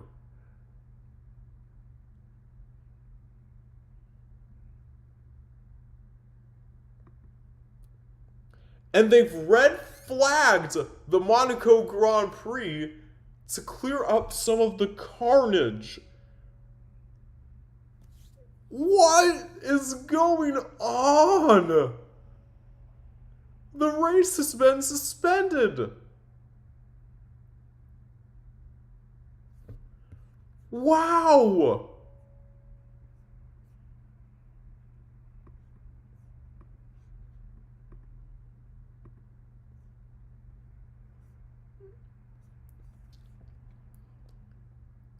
Oh, man. Well, this completely changes the game. I mean, when is the last time? Well, not the last time. The last time that we had a red flag at the Monaco Grand Prix was obviously in 2024, and that was the opening lap because of the major collision course between the two Haas cars of Magnussen and Hulkenberg, and Checo, who was in the Red Bull at the time. But yeah, just and speeding in the pit lane for Gasly, so both Russell and Gasly in fourth and fifth place are in some major trouble, and that could allow Piastri to potentially make the jump, and potentially Lawson, and potentially Lindblad. Again, I'm touching on Arvid Lindblad because this is major, major for his career as a rookie.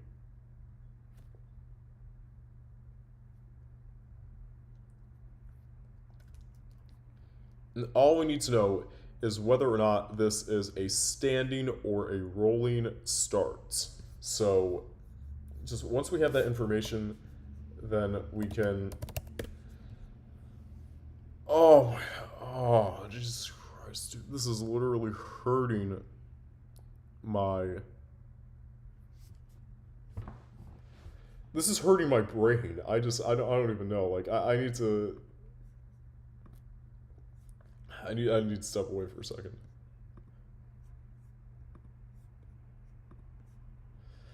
Well, no, excuse me. I'm not going to step away for a second. What the hell? What the hell am I even saying? I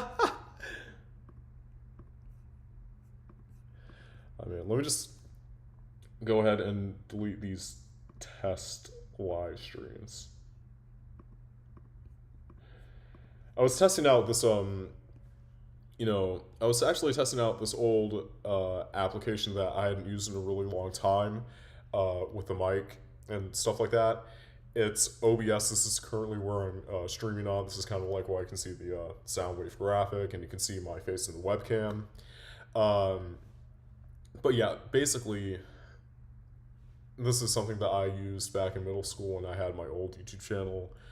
But I never really got much into it until I started, going down the whole journalism path and stuff like that, which is where I am kind of with you guys, which I'm super grateful. If anybody has tuned into the live stream, even if you haven't tuned into the live stream and you're going to tune into it later, then I absolutely appreciate and love the support that you're going to give to myself, and also the support that you've given Ash, the support that you've given Sachet. And it's just been really amazing, and I cannot wait to see where these live casts go. But for now, it is still red flag conditions. The track temperature is 96 degrees Fahrenheit. The air temperature is 73 degrees Fahrenheit. And yeah, everybody is in the pit lane with 11 laps to go. Oof. This is definitely the most eventful Monaco Grand Prix that I've ever seen in my whole years of watching Formula One. Might be the most entertaining Monaco Grand Prix since Monaco 2012, unironically.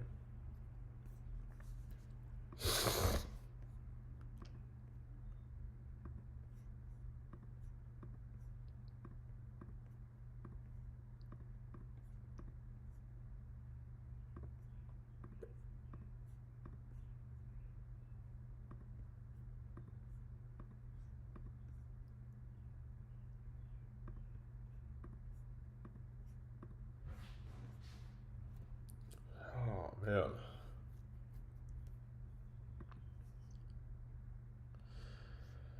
So I'm checking the analytics, and it looks like we've gotten 2 views on the live. That's actually not that bad. I'm actually really excited about that. I don't know, but yeah, it's really good.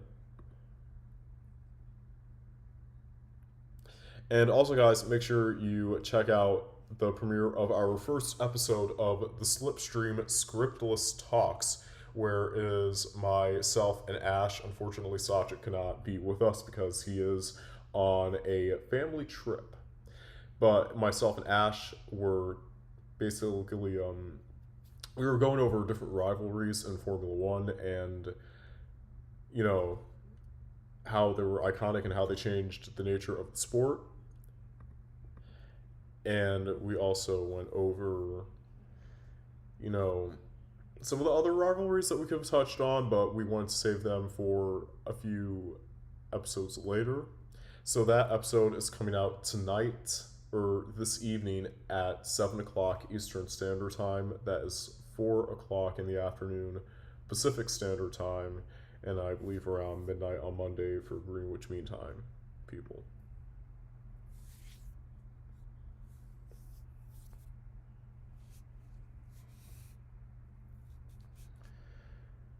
So yeah, just wee. This got interesting. This got really interesting.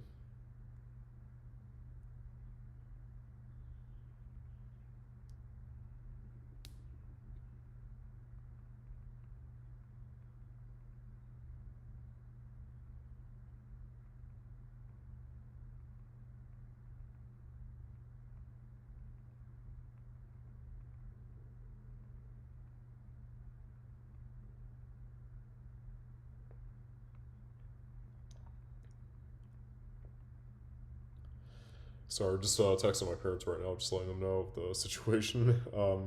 My dad keeps up with Formula One every now and then, and of course, my mom wants in on some of the action as well. So I definitely let them both know what's going on, and it's nuts. This is nuts. The thing is, effectively, they all have a chance to make an effectively free pit stop.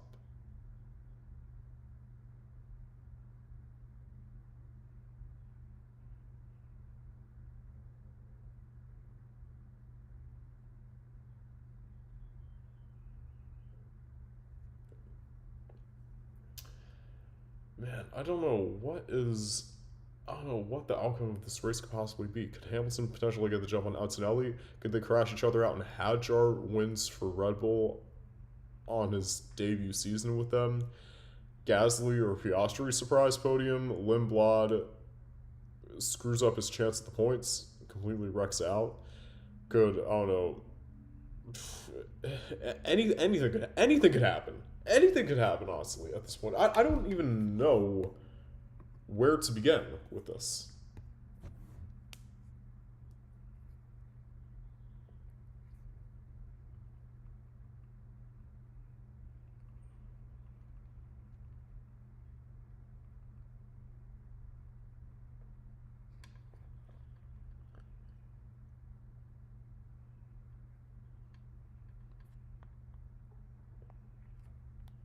This is what's Oh man, this has turned out to be quite.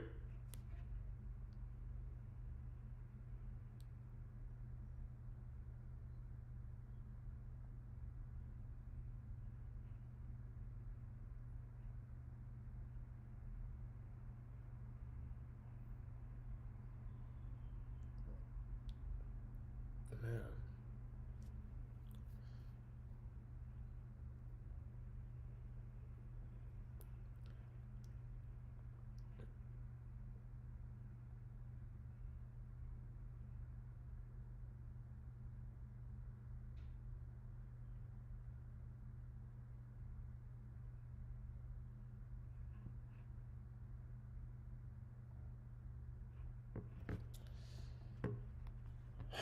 And the red flag is still out. When is. Let me look this. I've never really caught up with the Monaco Grand Prix because it's just really. It's not that it didn't have that much appeal or that much attraction, but it's just that I don't know. It just never really felt like. It felt like the history was more about like the glitz and the glam.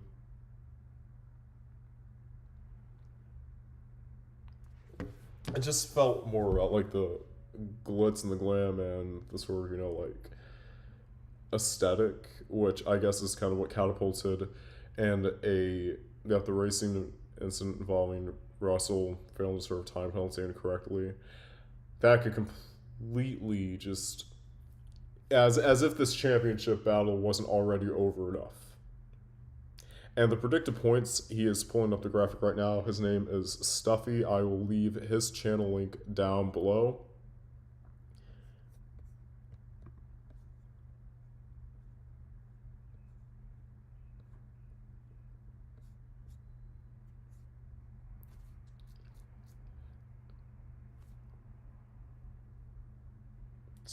Yeah.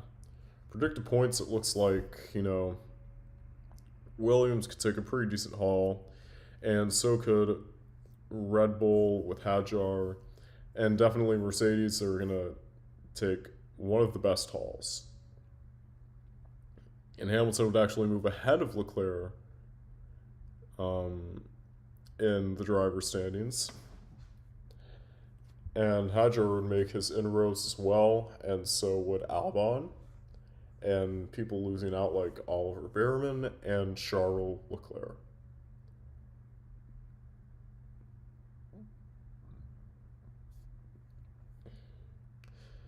But yeah, what an absolute turnout wall. But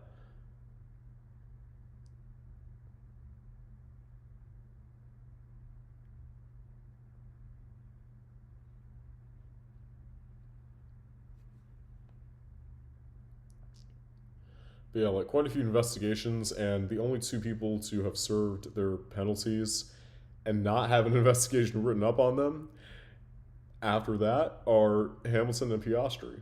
That's it.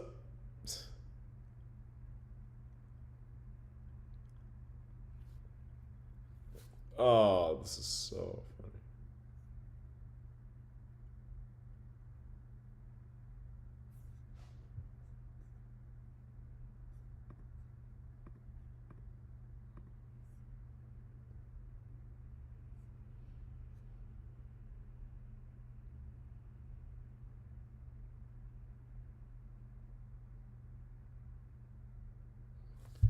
And let us see here. 10 minutes notice before we have to go. So I think that. Okay, so this is the resumption order. Antonelli, Hamilton, Hadjar, Russell. Number 10 is,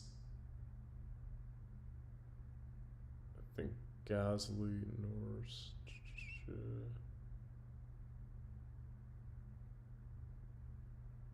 No, Gasly, Piastri, Lawson, Lindblad, yep.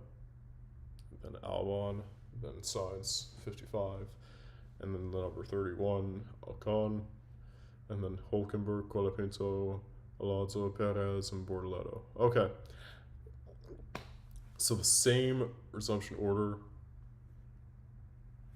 And they're pushing the cars in front, which are from Lindblad to Bortoleto, because they are the lapped cars.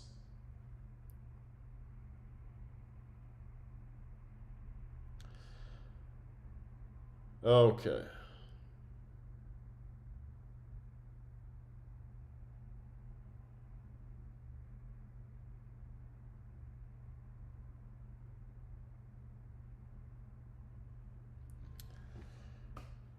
Oh man, this is literally, I don't know.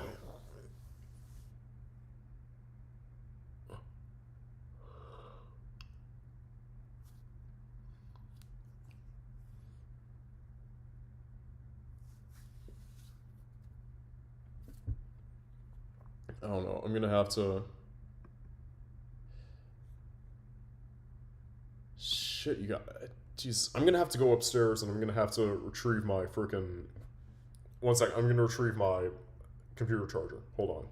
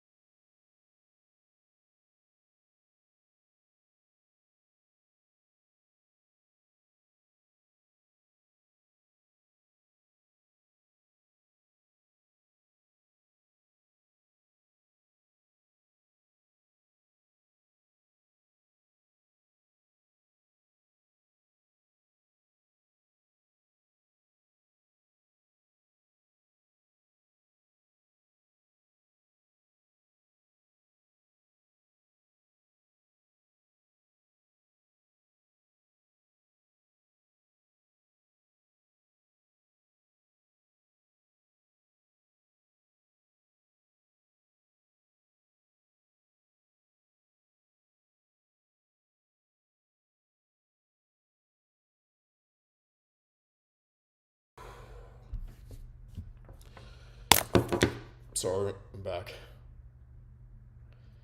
Okay.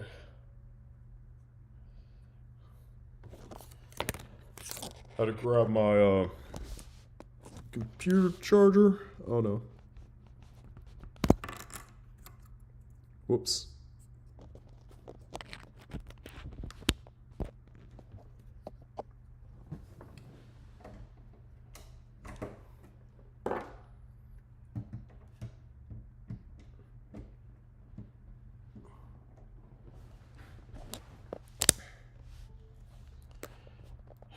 There we go.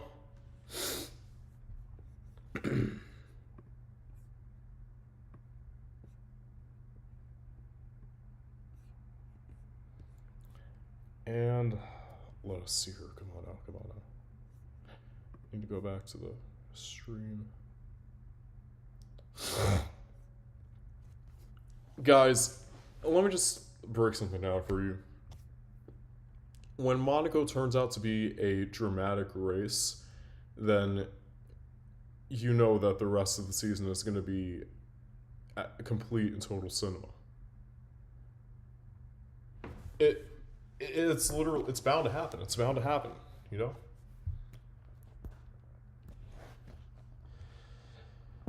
Oh man. But this has just like totally been one hell of a ride. One hell of a ride, you guys. Wow.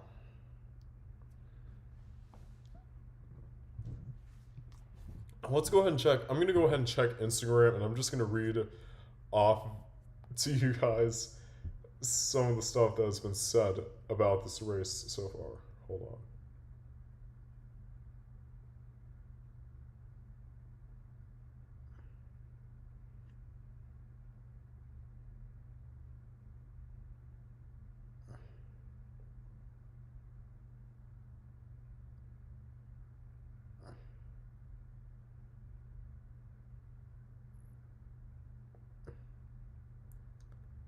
All right, let us see here.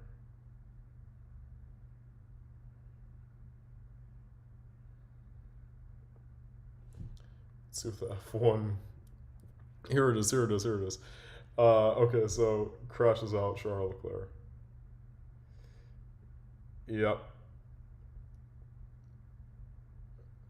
Yep, crashed on the safety car restart. And I'm looking at the replay of how Verstappen just completely.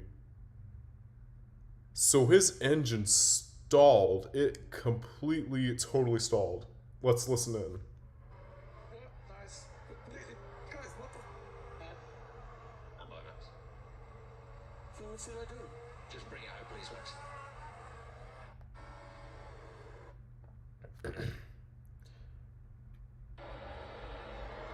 And then this is the camera's point of view from turn 1, lap 1.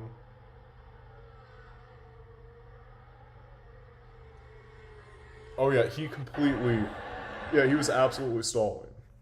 I don't know. Meanwhile, Hatcher fighting for his life. Instagram Reels comments never fail to just completely amuse me. Oh my gosh. So, and there's also a safety car infringement for Isaac Hatcher. Okay, the FIA is getting ridiculous at this point. Really?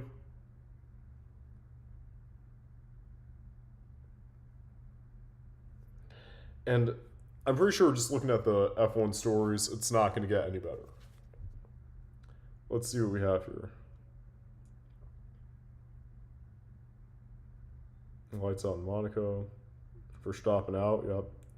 Hamilton's penalty. Russell's penalty. Norris retiring. And it was Stroll who crashed into the barriers. And then Leclerc who crashed into the barriers.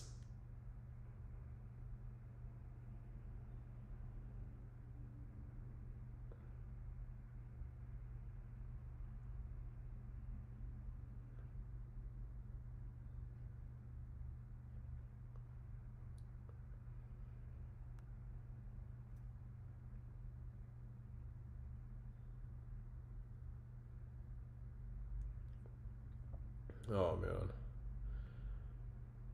So when are they gonna get restarted with this race? What's gonna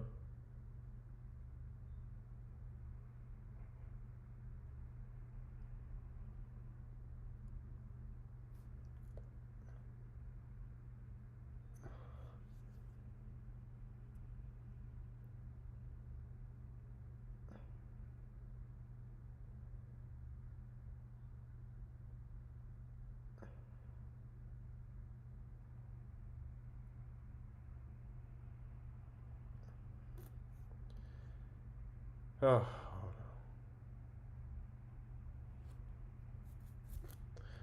And let's see here.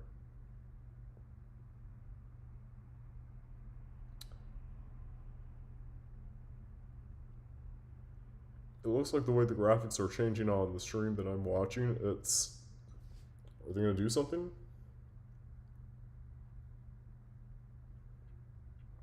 And another reported safety car infringement for Lewis Hamilton. Yeah, the stewards are, at this point, going to try and win this race themselves. They want the win. They want the champagne. They want the recognition from Prince Albert II and the royal family of Monaco.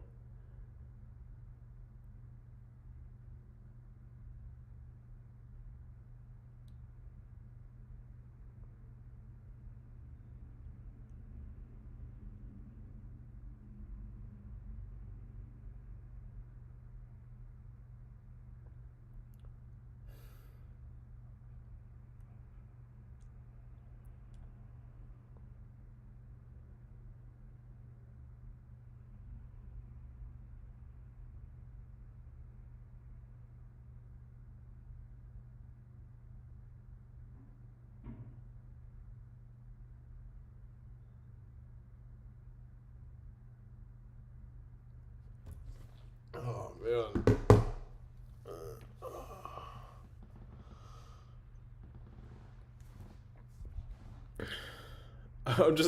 I'm just waiting ever so patiently for the start. Guys, I did not.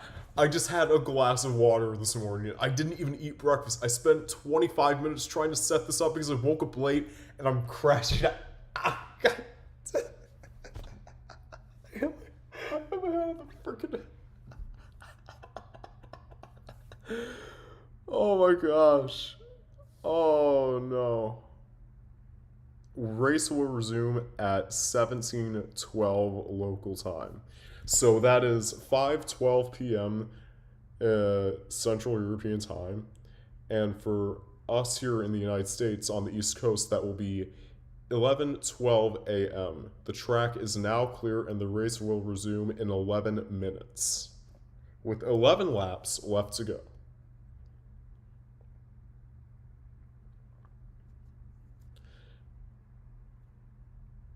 Ah.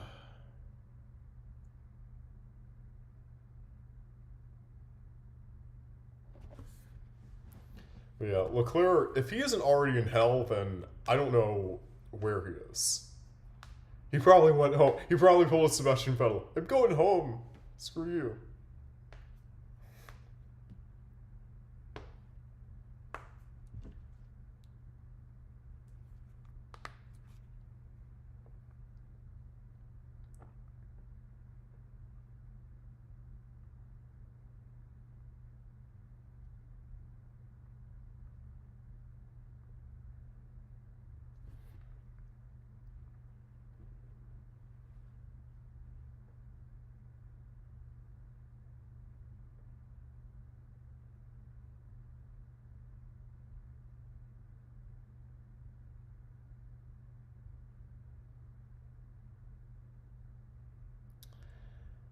Oh man, this is gonna be like somebody somebody saying in the stream of school in the morning. Look, we all have stuff on our minds and we all have stuff to do, okay?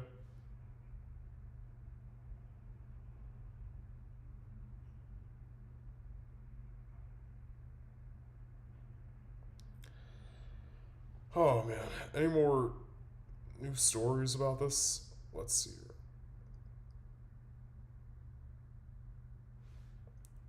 Yep, race red flagged. All cars returned to the pit lane.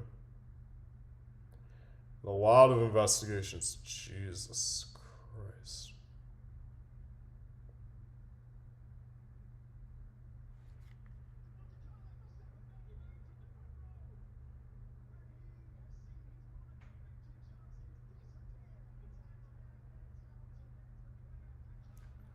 Oh man.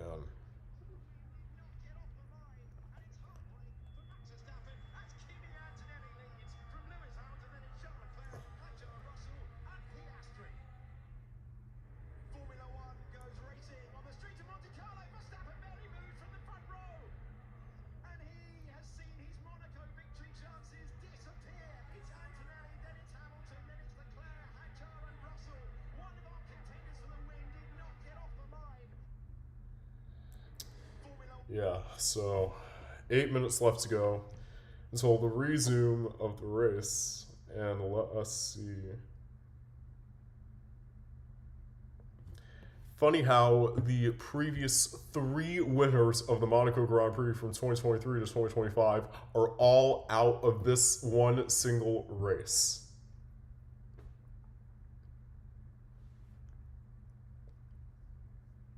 And if Checo was out, then it could technically be from 2021 to 2023. Because 2025. 2021 for Verstappen won, 2022 Perez won, 2023 for Verstappen won, 2024 Leclerc won, and 2025 Norris won. So if Perez is out, then it could be 5 years of previous winners out of this race. Of course, that would be the double DNF for Cadillac, which obviously they don't want. 7 minutes left to go until the race resumes, and I believe it's going to be a rolling start.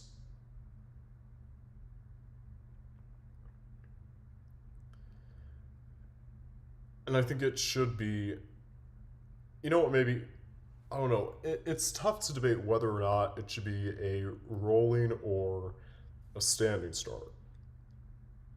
because it really is a circumstantial. It's a circumstantial matter. It really is. But I don't know. This has been like such an interesting race. I didn't expect to wake up this morning and be like this full of energy. You know.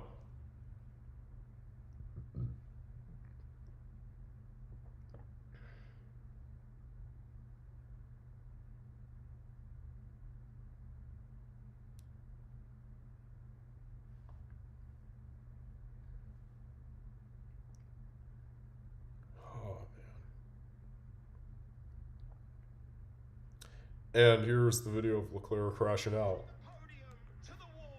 Let's see here. Oh. He's just got no grip, no warm-up at all. Skating by into the wall. Oh, but into the wall and out of the race. Charles Leclerc from the podium to the wall. Oh my gosh. He's just got no grip, no warm-up at all. And I'm looking in the comments, and people are saying that Leclerc blamed his team even though he crashed himself. Leclerc, you can't do that. You can't just do that. You can't just say that. Come on now. Really?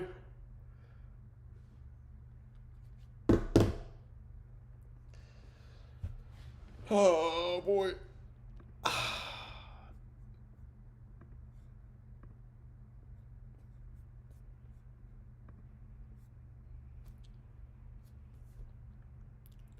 Okay, we are literally like 5 minutes away from the race to restart, and I don't have. Wish I had time to use the freaking bathroom.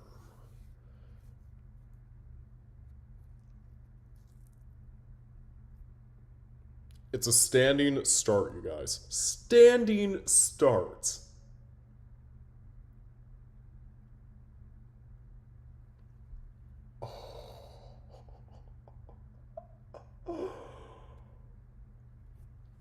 Oh my gosh. This is just going to be complete and total chaos, isn't it? I just feel like there's going to be a huge wreck. It's going to be another 1996 situation where, I don't know, if you don't know about 1996, the Monaco Grand Prix back then, it was probably the most chaotic Monaco Grand Prix in history that didn't result in death. Put short, only 3 drivers finished that race. 3 drivers finished that race. Olivier Panis, Mika Hakkinen, and one of the McLarens and somebody else. I forgot. But, yeah. Like 2 drivers out on the opening corners. Michael Schumacher out on the opening lap. Jacques Villeneuve and Damon Hill running into engine problems where their smoke blew up on the car. And then Eddie Irvine got caught up in this multi-car pileup. And Olivier Panis Olivier Panis won that race and was the only was probably the most recent French driver to win a race up until Pierre Gasly in 2020 at the Monza Italian Grand Prix. So it's just funny how these circumstances can lead to history in the making or records not being broken for such a long time, and I want to see how that kind of plays out in this scenario for the restart for this Grand Prix in Monaco 2026. And a standing start at that. So, this is going to be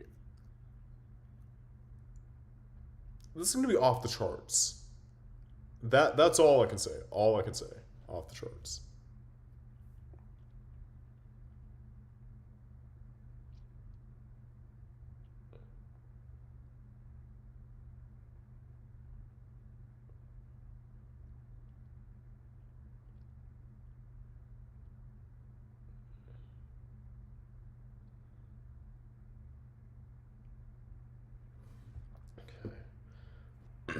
2 minutes to go. Okay. Standing start. Let's get it.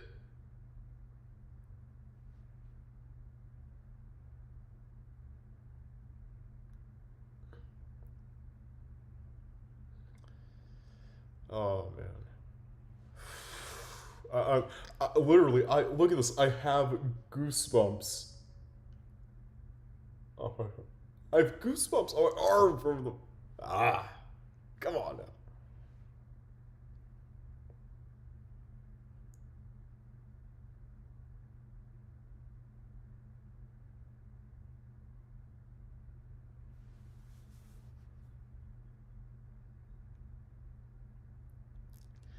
And it seems like everybody is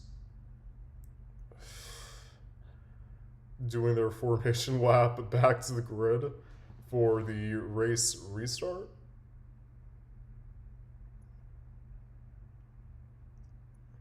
Or are they pulling us to the pits?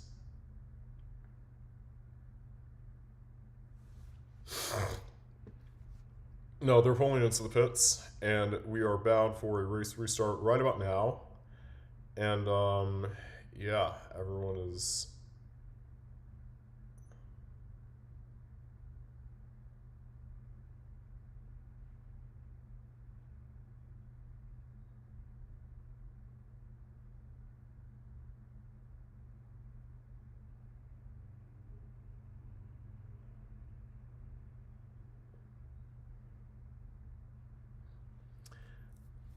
Alrighty.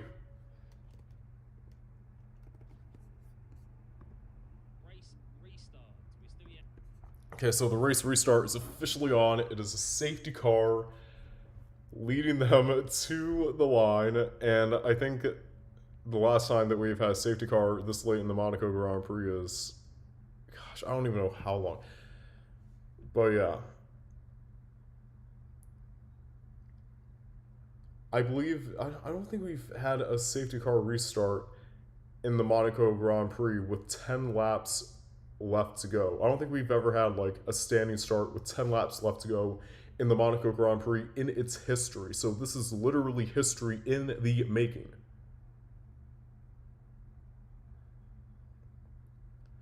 Yep, everyone's getting up to speed. They're warming up their tires and...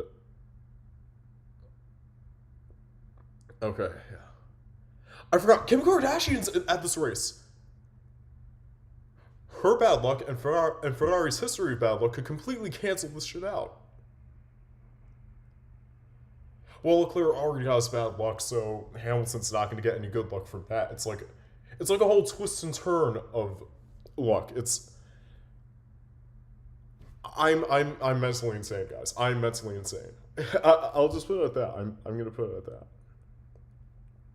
So no further investigation on the incident involving Hamilton's safety car infringement, and I believe they should do the same for Pierre Gasly and Isaac Hadjar, given that they both also have infringements. Well, infringements, with quotes, to put it lightly. And they are all lined up on the grid.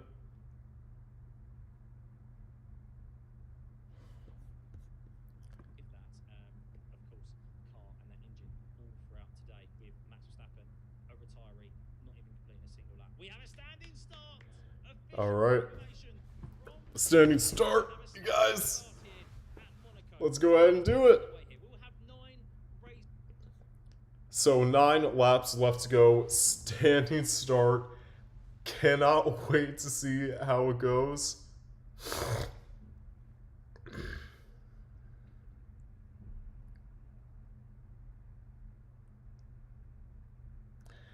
Oh my gosh.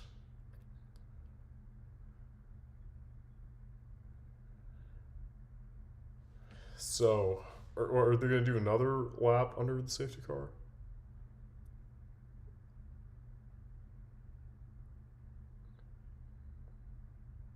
They're just wasting lap time. And then the standing start's not going to be worth anything. So then why not make it a rolling start so that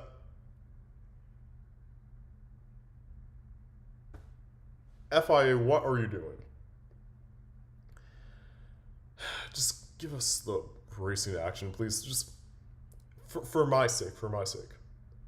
All I need is a little bit of action, you know? Not that this isn't not that this isn't enough, okay? Oh. Antonelli's in his grid spot. Hamilton, Hadjar, Russell, Gasly, and Piastri, and Lawson and Lindblad are both pulling into their grid slots just about now. Same with the two Williams as the V-carbs are.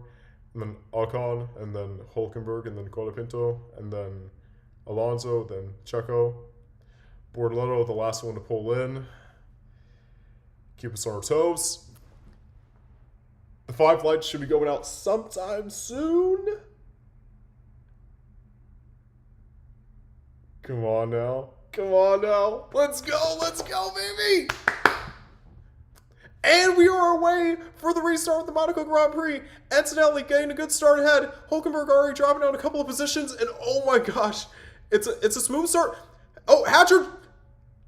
What happened to Hadjar? He dropped down a few positions. And Russell is now in the podium positions. And Gasly ahead of Hadjar. He got the jump ahead of him. Gasly's moved up 9 positions since the beginning of this race. Piastri and Lawson and Lindblad and Albon and Sainz in the same positions. Colapinto's dropped down a position or 2.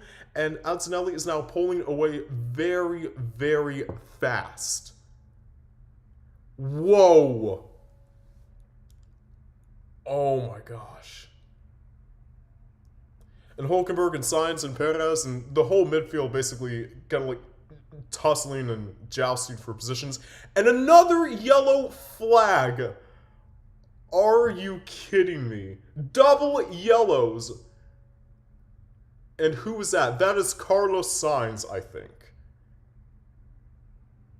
But it's... Okay, clear. Okay, the track is clear, but Carlos Sainz has lost a handful of positions, and Hulkenberg, now in 10th, could score his first points of the season. Of the season! Carlos Sainz has stopped, and I think he is out of this race as well. Just with 7 laps left to go, and Kimi Antonelli now leads, again, a second and a half ahead of Lewis Hamilton, who is 4.5 seconds. And Colapinto's had his track time deleted for track limits at lap 56. What that was in the pit lane. Oh, that was in the pit lane? I don't think I've ever seen that happen before. Anyways, it's a bit of a head scratcher, but yeah. So Verstappen, Bottas, Behrman, Norris, Stroll, Leclerc, and Sainz now all out of the Monaco Grand Prix.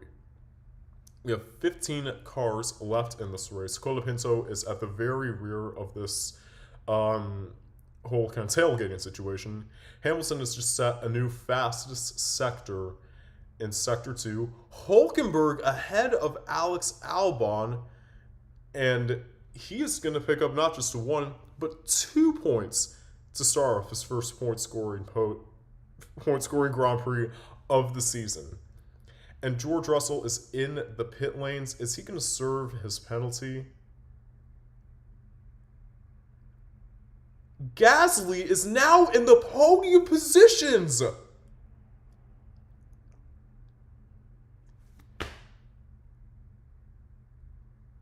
Russell had to serve his penalty, and he is now out of the points and effectively in last place.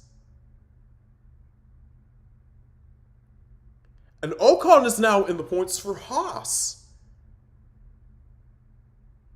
This has turned out to be one of the greatest Monaco Grand Prix I think any of us have ever seen. Albon now back ahead of Hulkenberg. It seems like the two are going to be jousting it out a little while longer.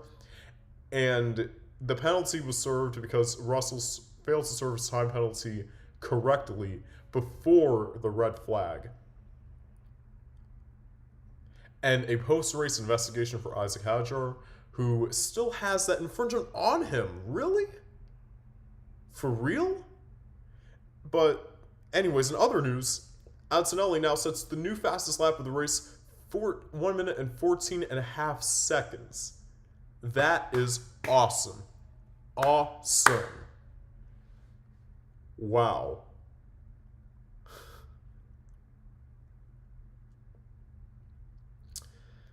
This has absolutely turned out to be something beautiful. Absolutely beautiful. Just pure racing all around. But wait a minute, if Perez could actually get the jump on Ocon, then it seems like he could be on for not only his first points, but Cadillac's first points in Formula One as a new team just this season joining in. The Charlotte-based team could get their first points if the circumstances are just right.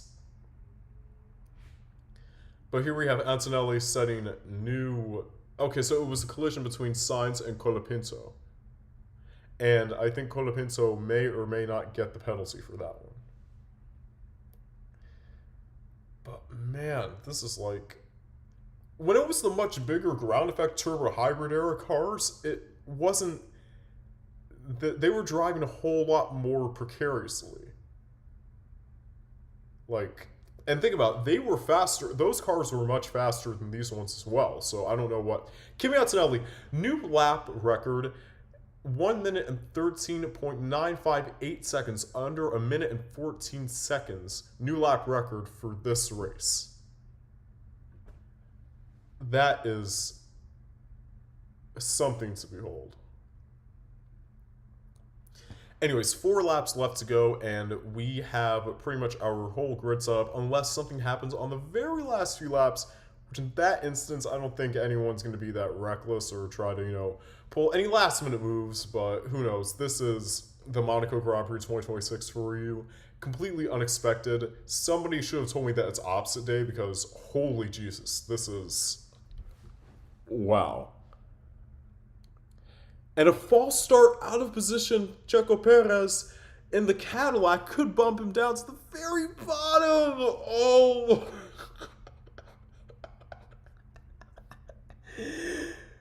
Oh my God. Oh no. The FIA is literally writing up they are literally writing up these penalties like they were writing up parking tickets at the local Walmart. That is how out of hand this looks right now.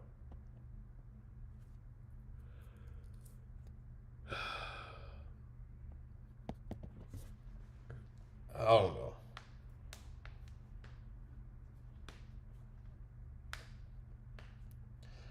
So yeah, the investigation with the false start out of position Checo Perez, it's definitely going to result in his it's definitely going to result in him getting a time penalty. There's no doubt about that.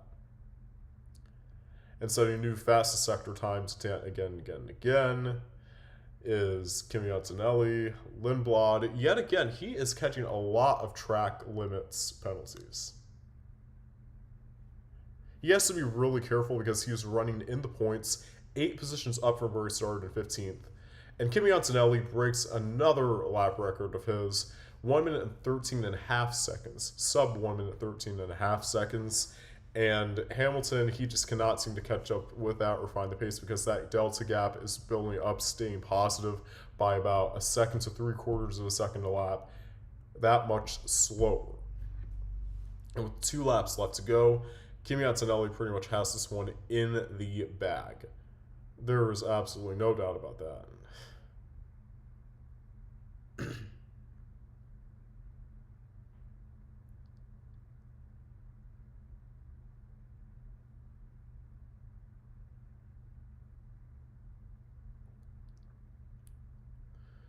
But yeah, what total... This is absolute chaos, dude. I can't believe personally what I am watching right now.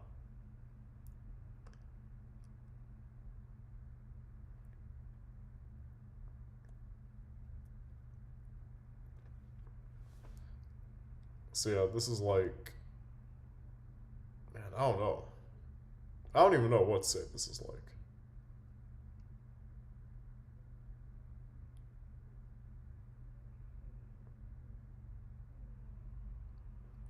But yeah, I mean, this completely changes the complexion of not just the championship and not just the midfield, but how the season will play out and just our entire sort of, like predictions.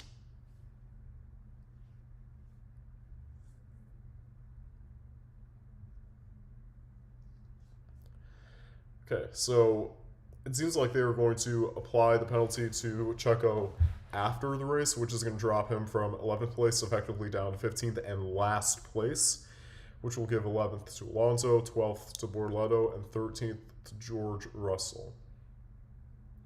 But Antonelli is still in the lead of the race, and it is going to get, I would say, it's going to get better for him, as it goes along.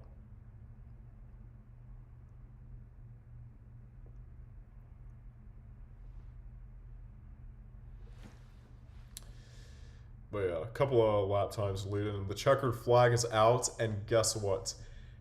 Kimi Antonelli wins the Monaco Grand Prix and becomes the first driver to have his first 5 wins be in complete and total succession. And he also set the previous record in Canada 2 weeks ago. The first driver to have his first 4 wins in succession. Absolutely amazing.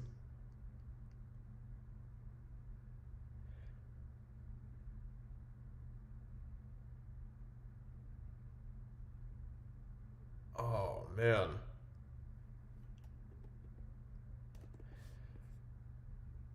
So, yeah. Ooh, and then Gasly... Wait, did Gasly drop down from...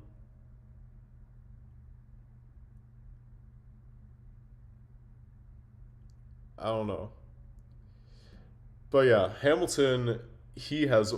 Okay, so yeah, Kimi Antonelli wins the race, has won the race, the Monaco Grand Prix 2026.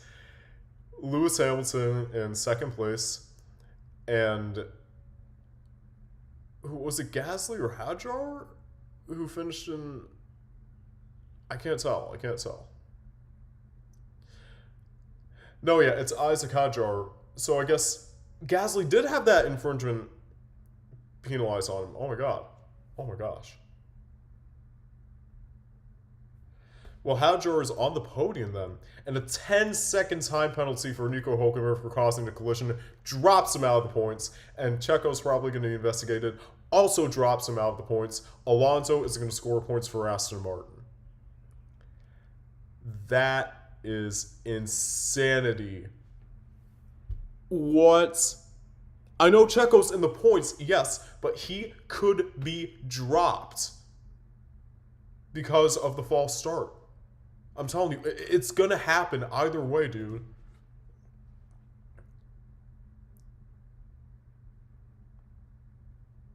But yeah, your winner, Kimi Antonelli. That is absolute insanity. And now the driver standings go as follows. Antonelli leads 156 points. Hamilton now up into second, jumped up above Leclerc and Russell, 90 points. Russell, 88. Leclerc, 75. Neither of them gained points today, this weekend. Piastri is 60 points because of his P4 finish. Norris still in 6th. Verstappen still in 7th.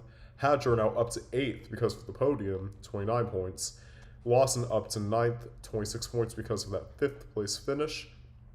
And then Gasly, who finished in 7th place because the penalty got applied to him, is in 26 points. Then Behrman, Colapinto, and then Lindblad, and then Sainz, and then Albon, Ocon, Borletto, Perez, Hülkenberg, Alonso, Stroll, and Bottas and Stroll. And yeah, that is complete and total insanity. I cannot even begin to describe how I'm feeling right now. I'm very satisfied with the outcome of this first race, especially for the first Slipstream livecast, you guys. But yeah, I mean, I think that's gonna about do it. And make sure you guys catch us for our next episode later on this evening at 7 o'clock yet again. And I will be keeping you guys updated with hourly updates from our TikTok account. So make sure you guys look out for that as well. And I will see you guys in either the next live cast of the Slipstream or the next episode, the next whatever. And yeah, thank you guys so much for tuning in. Make sure you subscribe, follow us on TikTok, and also on Twitter. Those links will be down below.